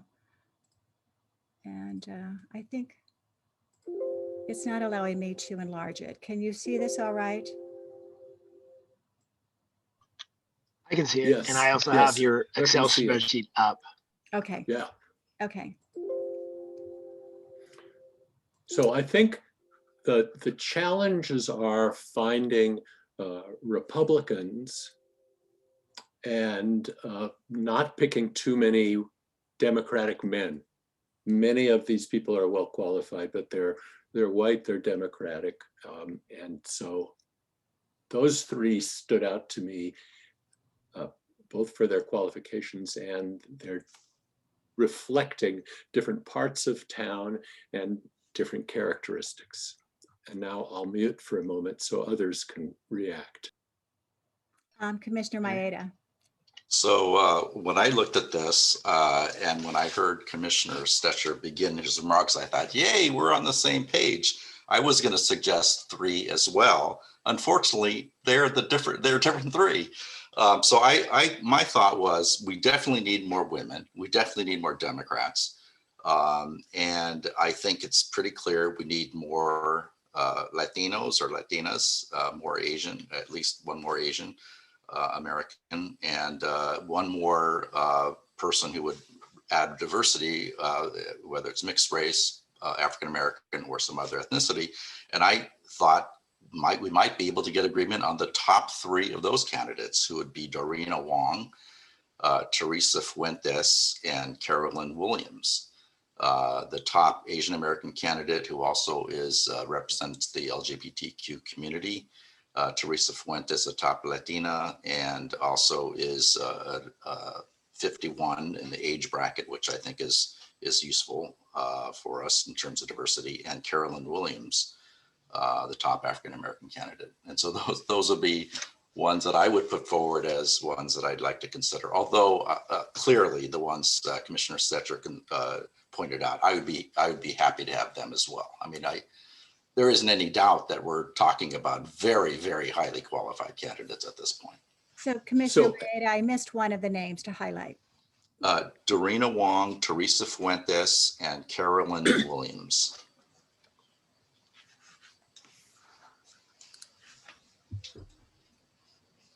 Commissioner Franklin's hand was up next. Yes, thank you. I have a list of 5. Carolyn Williams, Dorina Wong, Dan Woods,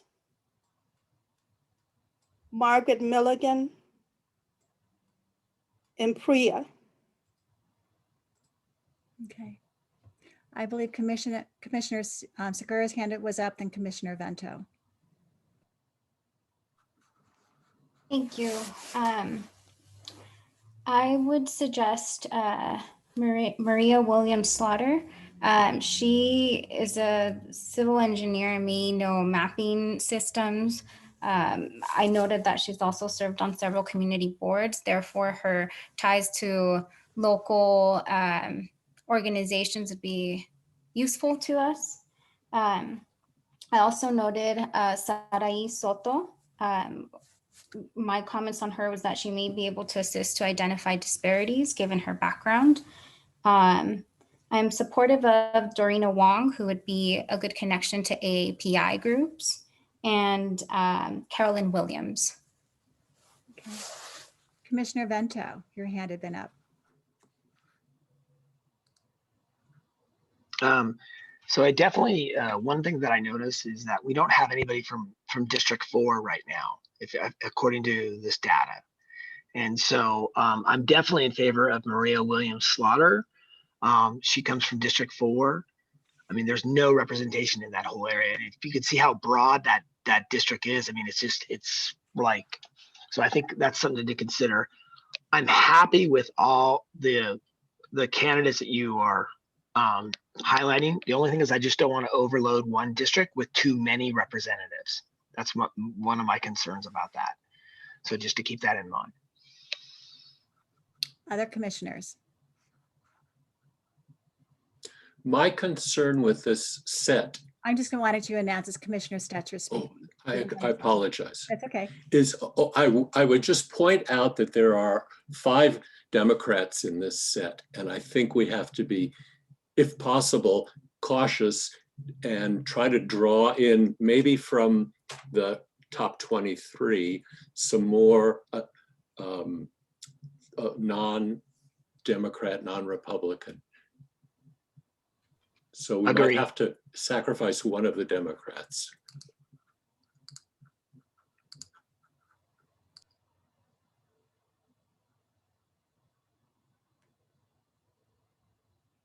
I'm sorry. Can I make a statement? Yes, Commissioner Vento. Would everybody agree for William Slaughter to be, because she's the only one in the top 12 that is from District 4. So could we all agree on that as being at least one selection we could go forward with? I'm going to defer to independent counsel. Can I just sort of have this as a consensus process? I was thinking I would put in bold those that seem to stand out and then wait till we have a more complete list to see if we want to vote rather than doing it person by person. Yes, we can go with either approach, and filling one slot might inform how others are done. So you could do it person by person, or you can do as you suggest, waiting, and then we should ultimately, when we consider an individual, I do think we have a vote either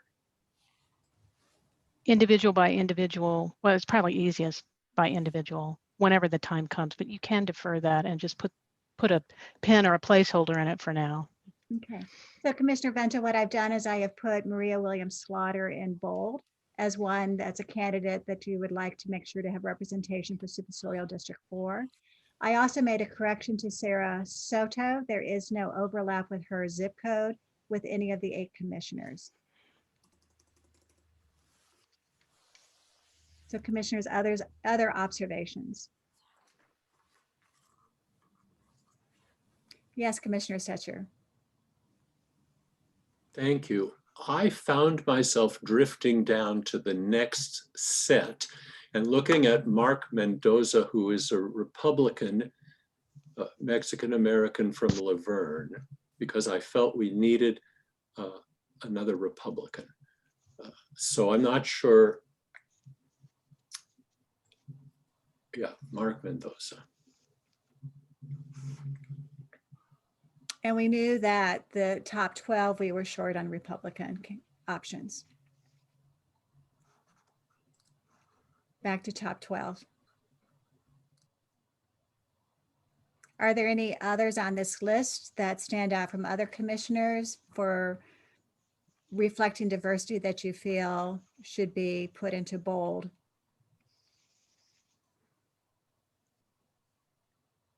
Yes, Commissioner Soto.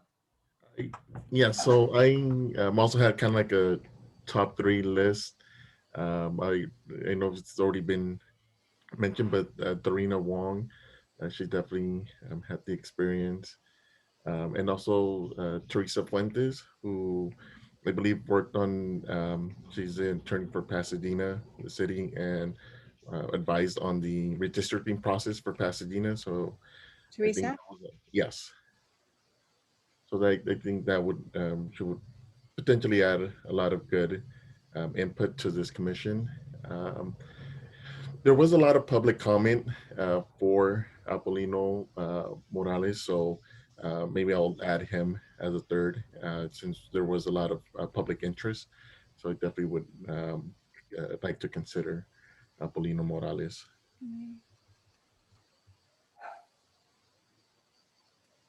Yes, Commissioner Vento. I can't see correctly, but how many people? It looks like we have a lot from District 5 right now. Am I right on that? I can't tell based on the top 12 and the top 3, but is Deanna, Miss Wong, is she from District 5 too? She's from 3. Oh, 3. Okay. Let's Okay. make these numbers bigger for you all. Because that's my only concern, is just overloading a certain district. And I will concur with, I think it's, excuse me if I don't pronounce it, Commissioner Stetzer, is that correct? I'm sorry. Mr. Mendoza, he comes from District 3. And I think if I'm correct, right, how many do we already have from District 3? He is a male. I'm sorry, Mendoza in top 23. Yeah, he was in the top 23, and I think he comes from District 5. Oh, he comes from District 5 again. Okay. Actually, I'm trying to make this bigger, but then you can't see the whole screen.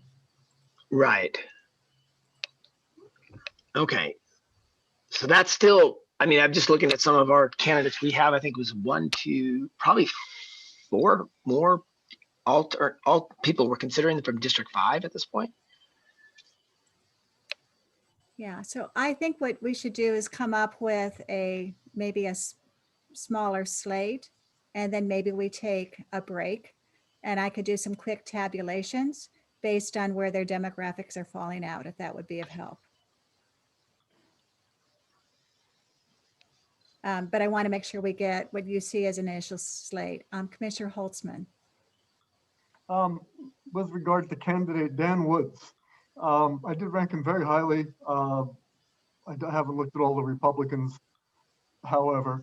I did want to follow up on Commissioner Stetzer's observation that his zip code is mainly a Santa Monica zip code, 90402. I just called up a map of the zip code, and it does actually extend into Santa Monica Canyon, which is actually part of the city of Los Angeles. So I think we could leave him as Los Angeles, a person from the city of Los Angeles, not Santa Monica. Commissioner Maeda. 2 comments. One is, although he wasn't not in my top 3, I just note that Christopher Castaneda seemed to have mapping expertise, which I think might be useful from that perspective. And then also a comment on Mr. Morales. I think I had ranked him a little bit lower than some of the others. I did, when I saw that he was rising to, a significant level by others, I went back and take a look at his application. It is possible. I read every one of them, so it's possible that this one might have been one of the last ones. I might have been tired, but I might also admittedly been annoyed that I had to go to a separate sheet rather than each of the, because he answer the questions by attaching a separate sheet. Anyways, I reviewed it, and I think I would have actually rated him a little bit higher. So I would like to consider him as well as a candidate we should look at. We do need to have more Republican candidates at least to consider. Okay, I'm going to suggest we sort of do a consensus listing, because I'm sort of putting bold in based on people sort of saying this is the reason. Let's start with top 12 and then do these 2 candidates. And let me at least see if we have consensus of which ones are bold. And Holly, is it okay if we just do a show of hands on this, since we're again just trying to come up with the initial profile?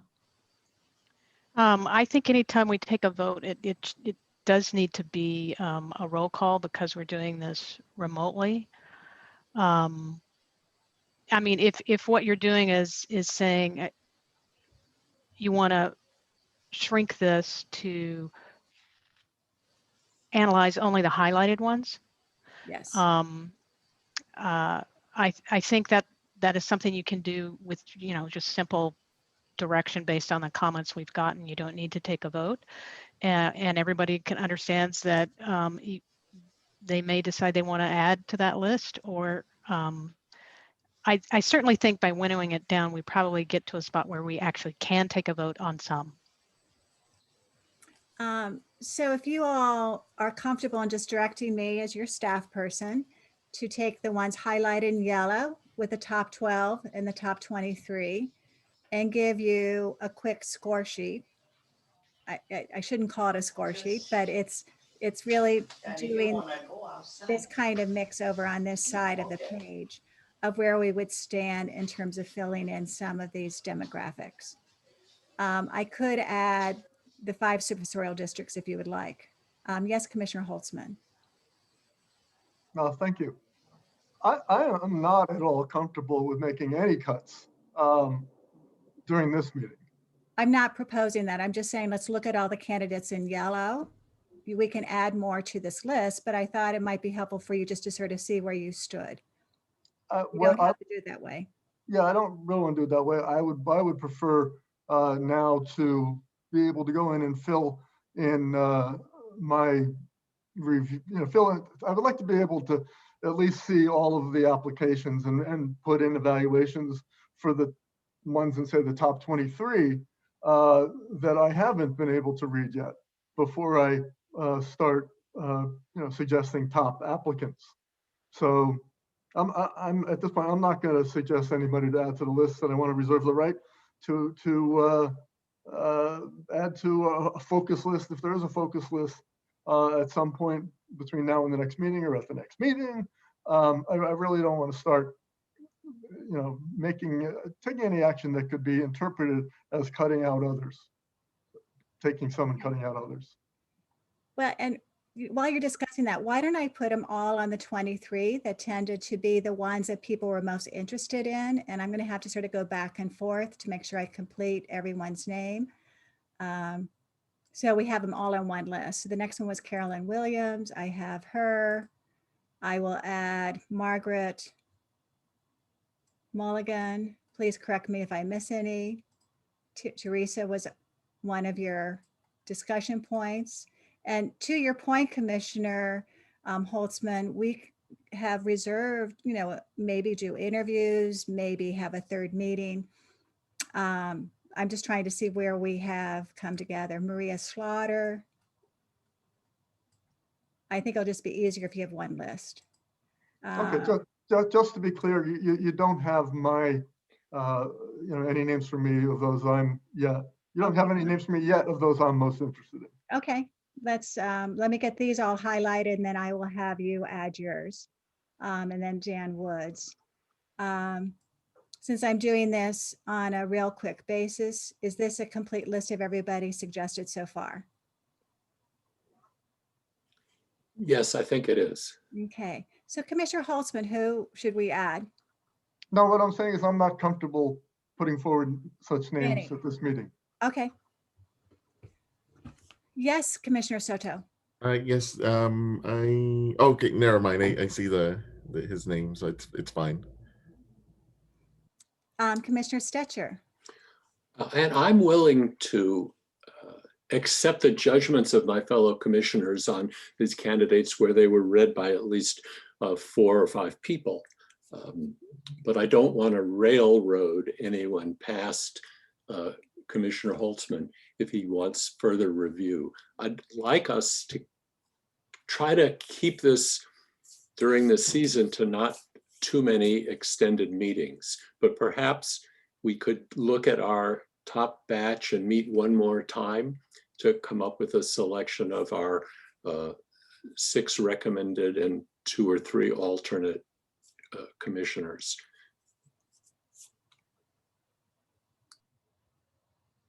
Other commissioner thoughts? Commissioner Holtzman. I mean, like I've said before, I'm actually comfortable with this going into the first couple of weeks of the new year, especially since, as Commissioner Stetcher just alluded to, we're in the holiday season. Commissioner Franklin. Yes, we have until December 31st. Am I correct? You are correct. And that's when, next week? So to extend it past December 31st,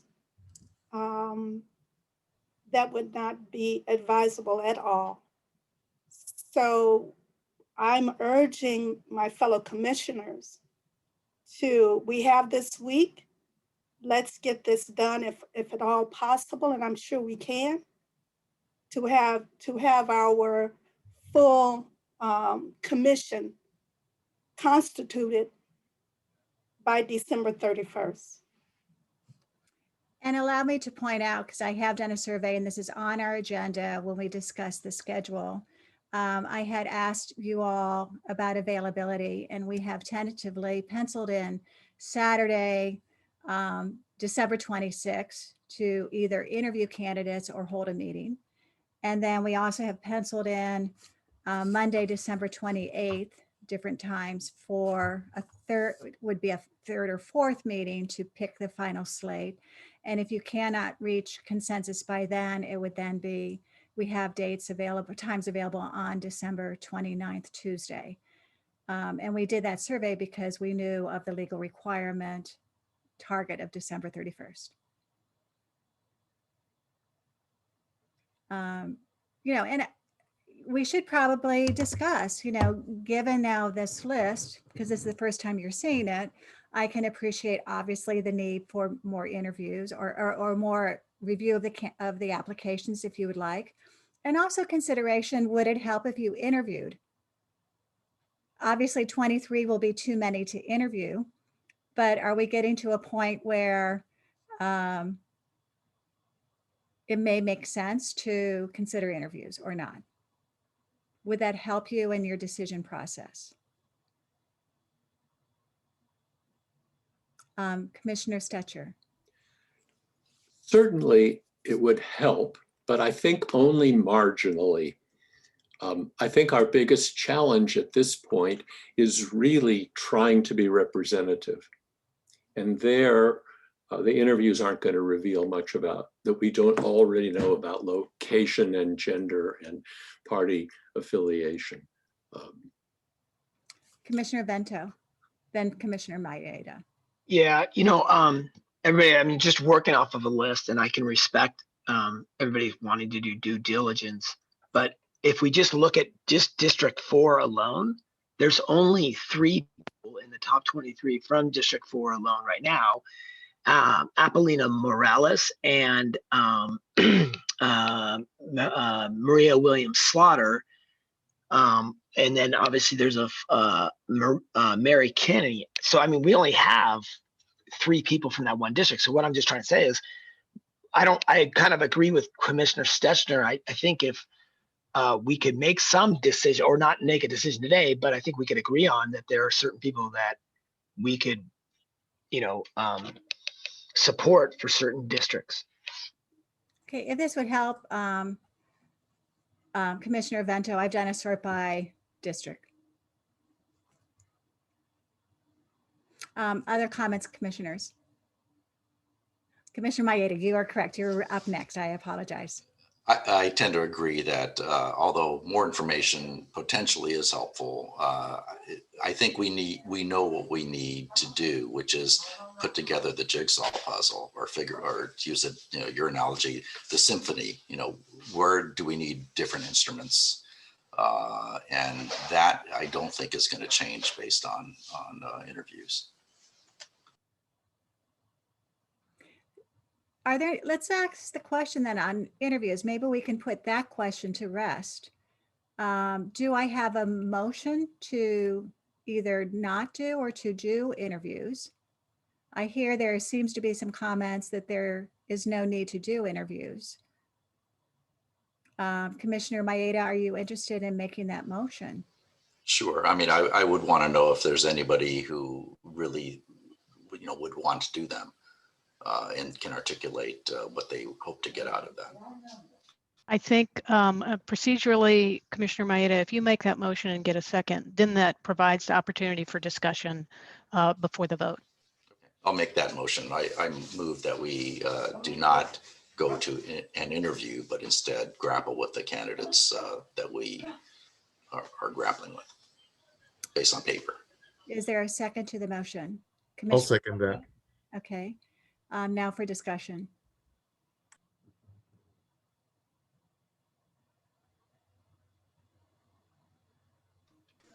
So I is there agree with- anybody that wants to have an interview process?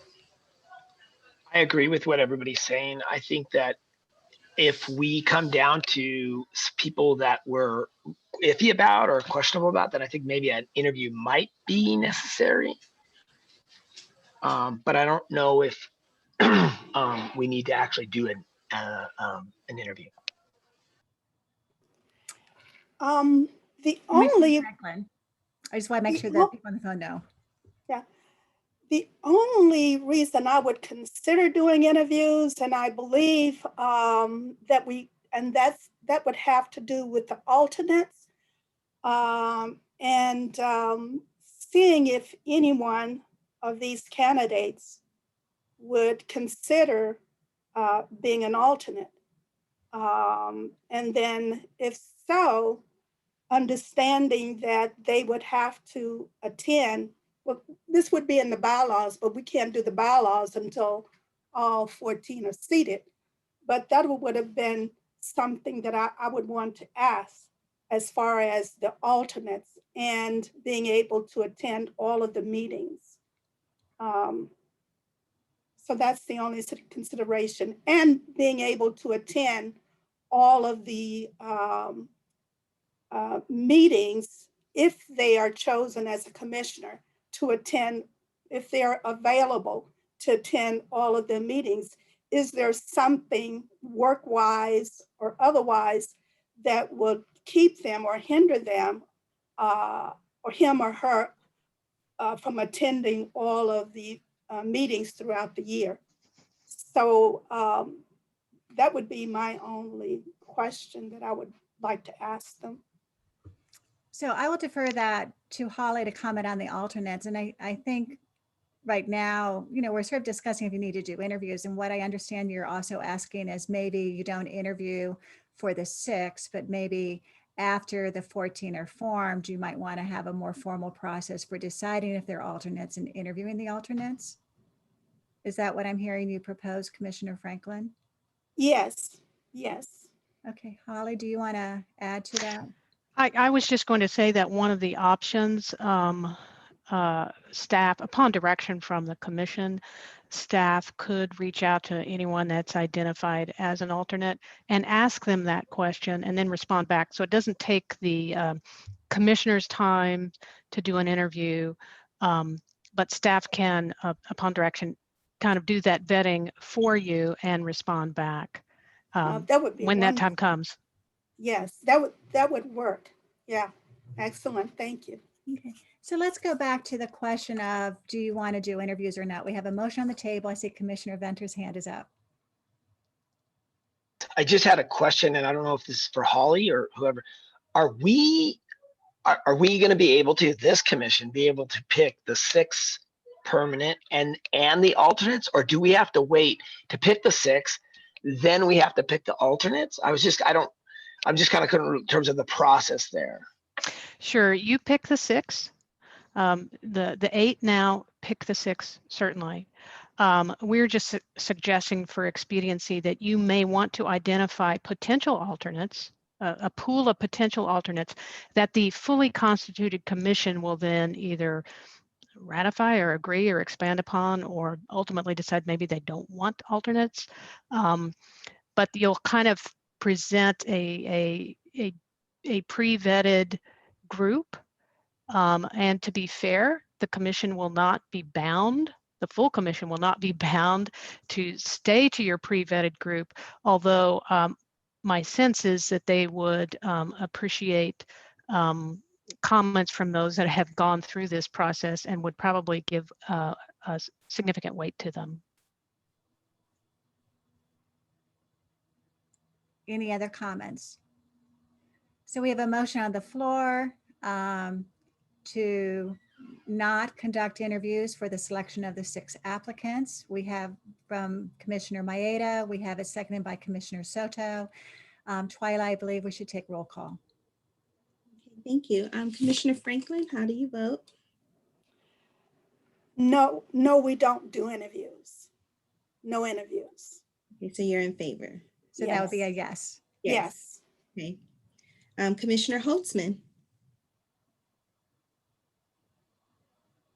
You have to unmute yourself, Commissioner Holtzman, so that the people on the phone can hear Yeah, you. oh, sorry, yes, I'm voting yes. And I'm putting my thumb up too. Okay, thank you. Commissioner Maeda? Vote yes on my own motion. No, okay, sorry. Commissioner Obregon? I don't see him. Okay, Commissioner Segura? Yes. Thank you. Commissioner Stetcher? Yes. Commissioner Soto? Yes. Commissioner Vento? Yes. Motion passes. Okay, so no interviews. So let's talk about how we want to proceed next. I am watching the time because depending upon what you want to do next, we may want to look at another little rest break. I might suggest, now that you've made a shorter list, that you go back and revisit these applications, and to Commissioner Holtzman's consideration, consider some others. You've seen the demographics. Prior to our next meeting, I could update where you stand on these demographics, although the 23 still pretty much stand there, but I can let you know if you were to focus on these. And we could aim for the next meeting to come to a conclusion on the 6 commissioners. And then if there are any other promising candidates, have them go into the alternates. So again, this is still staff work, but does that sound like a plan? I see heads nodding. Holly, do we need to do a roll call on this, or this can, oh, Commissioner Soto, a question. Yes, I'd also like to see if it's possible to include a map that shows all the zip codes. So for the existing 8 commissioners plus all the alternates that we are considering, or the additional candidates, just for a visual. With the districts, it's a little bit hard because they're just so large, so it might be a little bit difficult to review. But with the zip codes, there are like over 300 zip codes in the county as well, but they might not show up as well. Some are a little bit more dense than others, but at least they might help us kind of see if we are also meeting that geographical, trying to get a geographical diverse selection of applicants.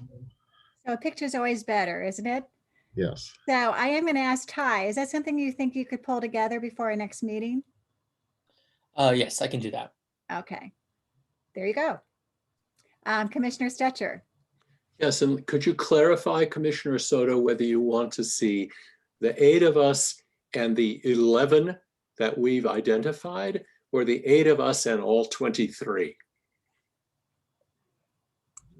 The 8 of us, and if it's 11, or maybe Commissioner Holtzman might add an additional, whatever the final list of that we'll be reviewing.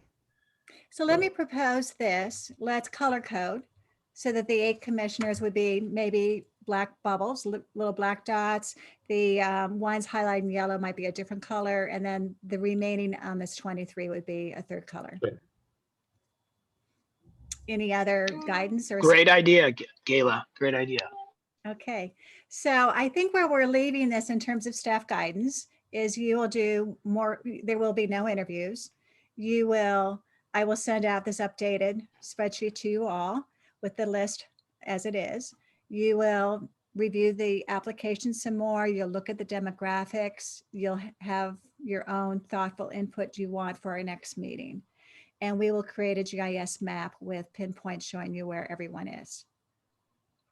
I see Brian Stetcher's hand up. Yes, would you update the right-hand side where you're tallying what the commission would look like? Absolutely. To include the 11? To include the highlighted. Absolutely. Okay. And we can see where we may have to look at some adjustments. And I will add the supersorial district items because of Commissioner Vento's concern in that area. I had not included this time because we met the minimum requirement of 1 per supersorial district. But if you recall at our first meeting, I had pointed out that there are 5 districts and 14 commissioners. So if you were to just mathematically do it 4 districts would get 3, 1 district would get 2. Probably for safety, if someone were to have to drop out, we'd want to have probably 2 to be safe, or an alternate. Okay. Are we okay now on covering these items? Okay, so what I am going to do is stop sharing my screen. And I'm going to go back to the PowerPoint in terms of our agenda.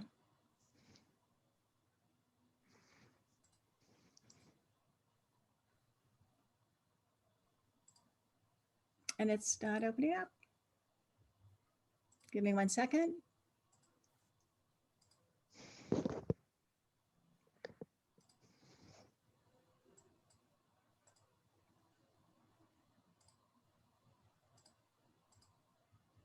Okay.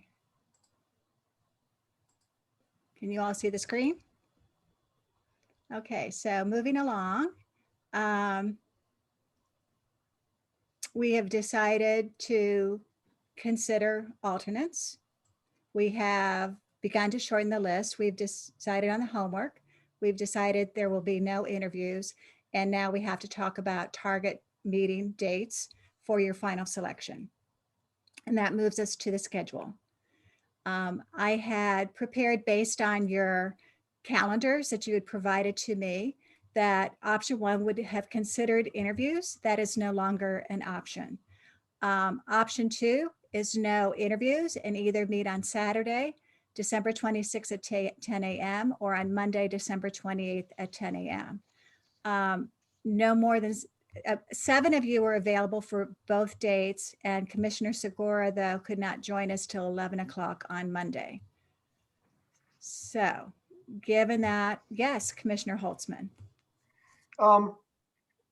My preference, well, first of all, I would say that we should publicly notice all those times in case we need them. Do that now. And then my second suggestion would be just choose the first time we're all available for our next meeting. Or most of us are available, so the Saturday. Other comments, other observations? I actually concur. I'm sorry, go ahead. Okay, I see Commissioner Maeda's hand, and I see Commissioner Venter's hand. Commissioner Maeda first.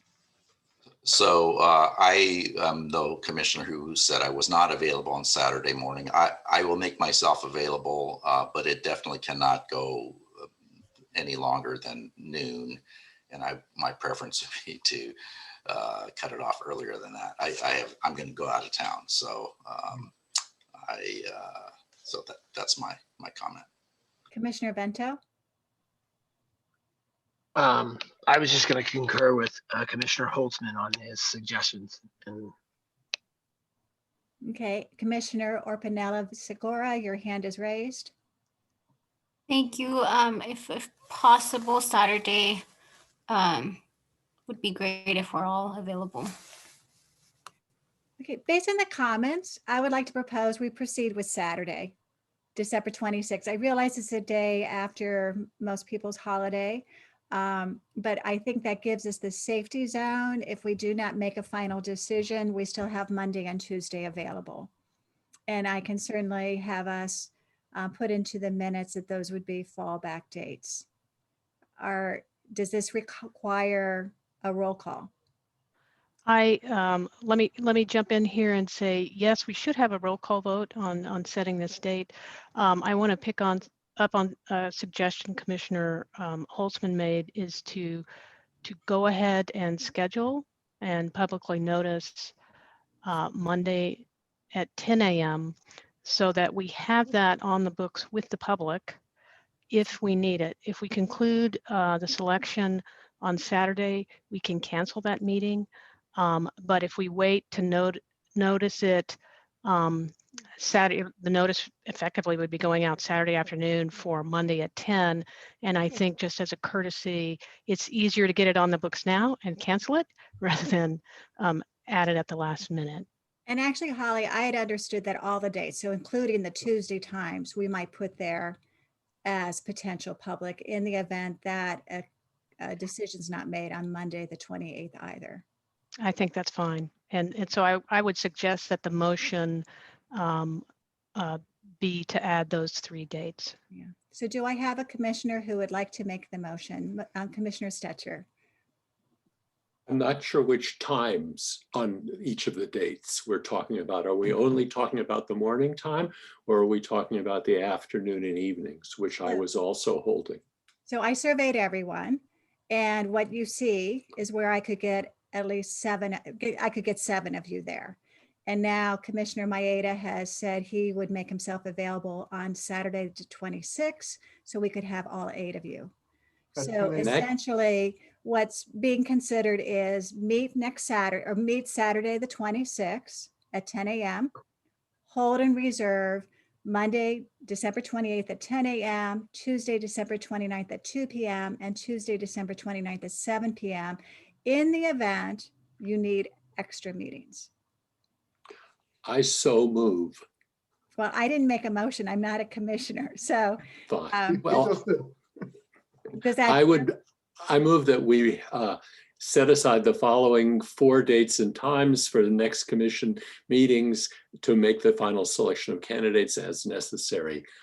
Saturday, December 26th at 10 a.m., Monday, December 28th at 10 a.m., Tuesday, December 29th at 2 p.m. and at 7 p.m. Is there a second? Well, I will second it, but could I make a comment? Can we just meet on 2 p.m. on Tuesday instead of having 2 meetings on Tuesday the 29th? So the intent would not to be to meet twice, but those were 2 dates and times that seemed to be the best. So what we probably would do is hold the dates for the public so they know it could be either one. If you do not reach a conclusion on Monday the 28th, we could then determine should you meet the next day at 2 or at 7. And I'm in agreement with you. I hope you can reach a decision without having to go into an evening meeting, but we'll see. Were there other questions? I sort of saw 2nd and 3rds and 4th. So I saw Commissioner Holtzman's hand up and Commissioner Franklin's hand up. Are either one of you suggesting to second, or you have a question? No, I was seconding. Okay, and I see Commissioner Holtzman also has raised his fingers, 2 fingers up for a second motion to reinforce Commissioner Franklin's second motion. So Twyla, can I ask you to take a roll call? Of course. Commissioner Franklin, how do you vote?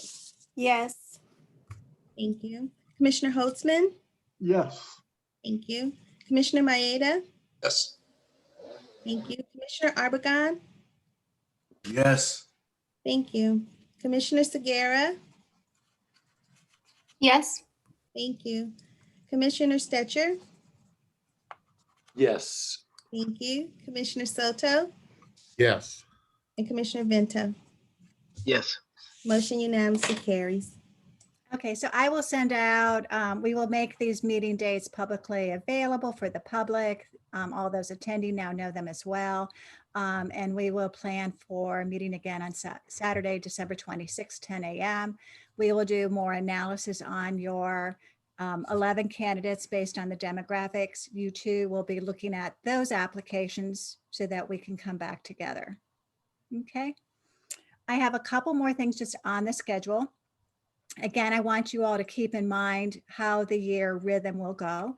In January, there will be all 14 commissioners, the oath of office, orientation, developing your bylaws, assigning a chair and vice chair, Brown Act training, media training, many other things. I will also be working with you in terms of identifying subject matter experts, demographers, and others that will help guide us through this process. February, we will be submitting to you a public access plan for outreach. In the spring, probably March, April, May, we will hold 7 public hearings. In the summer, we are hoping we'll have the census data so that we can have the redistricting map software available for the public to begin to develop maps.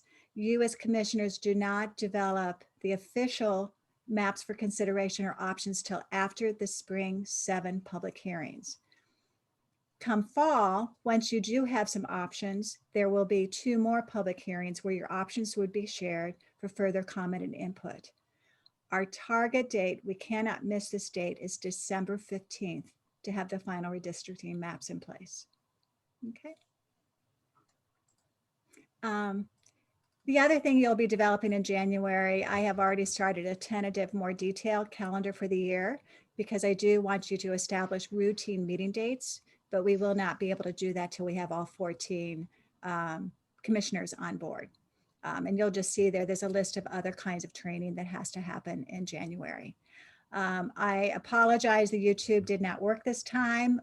We had tested it on Saturday, it worked. We are going to try to broadcast these meetings live through YouTube. We will try the technical experiment on Saturday. I am now working on developing the content for the website. There is a design and we are planning to have that go live in January as well once you are officially in place. I have also been talking to the county. We very much want you to have unique Gmail addresses as commissioners and as CRC staff so that all communications will be separate from any personal emails that you may have, again, when you're officially constituted in January. We now move to agenda item 3. I don't know if you need a rest. I don't know how many public comments there might be at this juncture. We will do 1 minute per person. If there are written comments that are submitted, Ty, we will ask Twyla to announce when 1 minute of reading it is up. Can I ask you, Ty, how many people may want to speak? That may determine if we need to take a break or we can expeditiously conclude the meeting. So currently there are no hands from attendees, but we have 6 comments and questions. So that might be 6 minutes or so. Commissioners, do you want to persevere through or do you need to stretch your legs? People say keep it rolling. So Ty, go through. Okay, continue. so Ty, go through the 6. Okay, sounds good. So the first comment is from an anonymous attendee.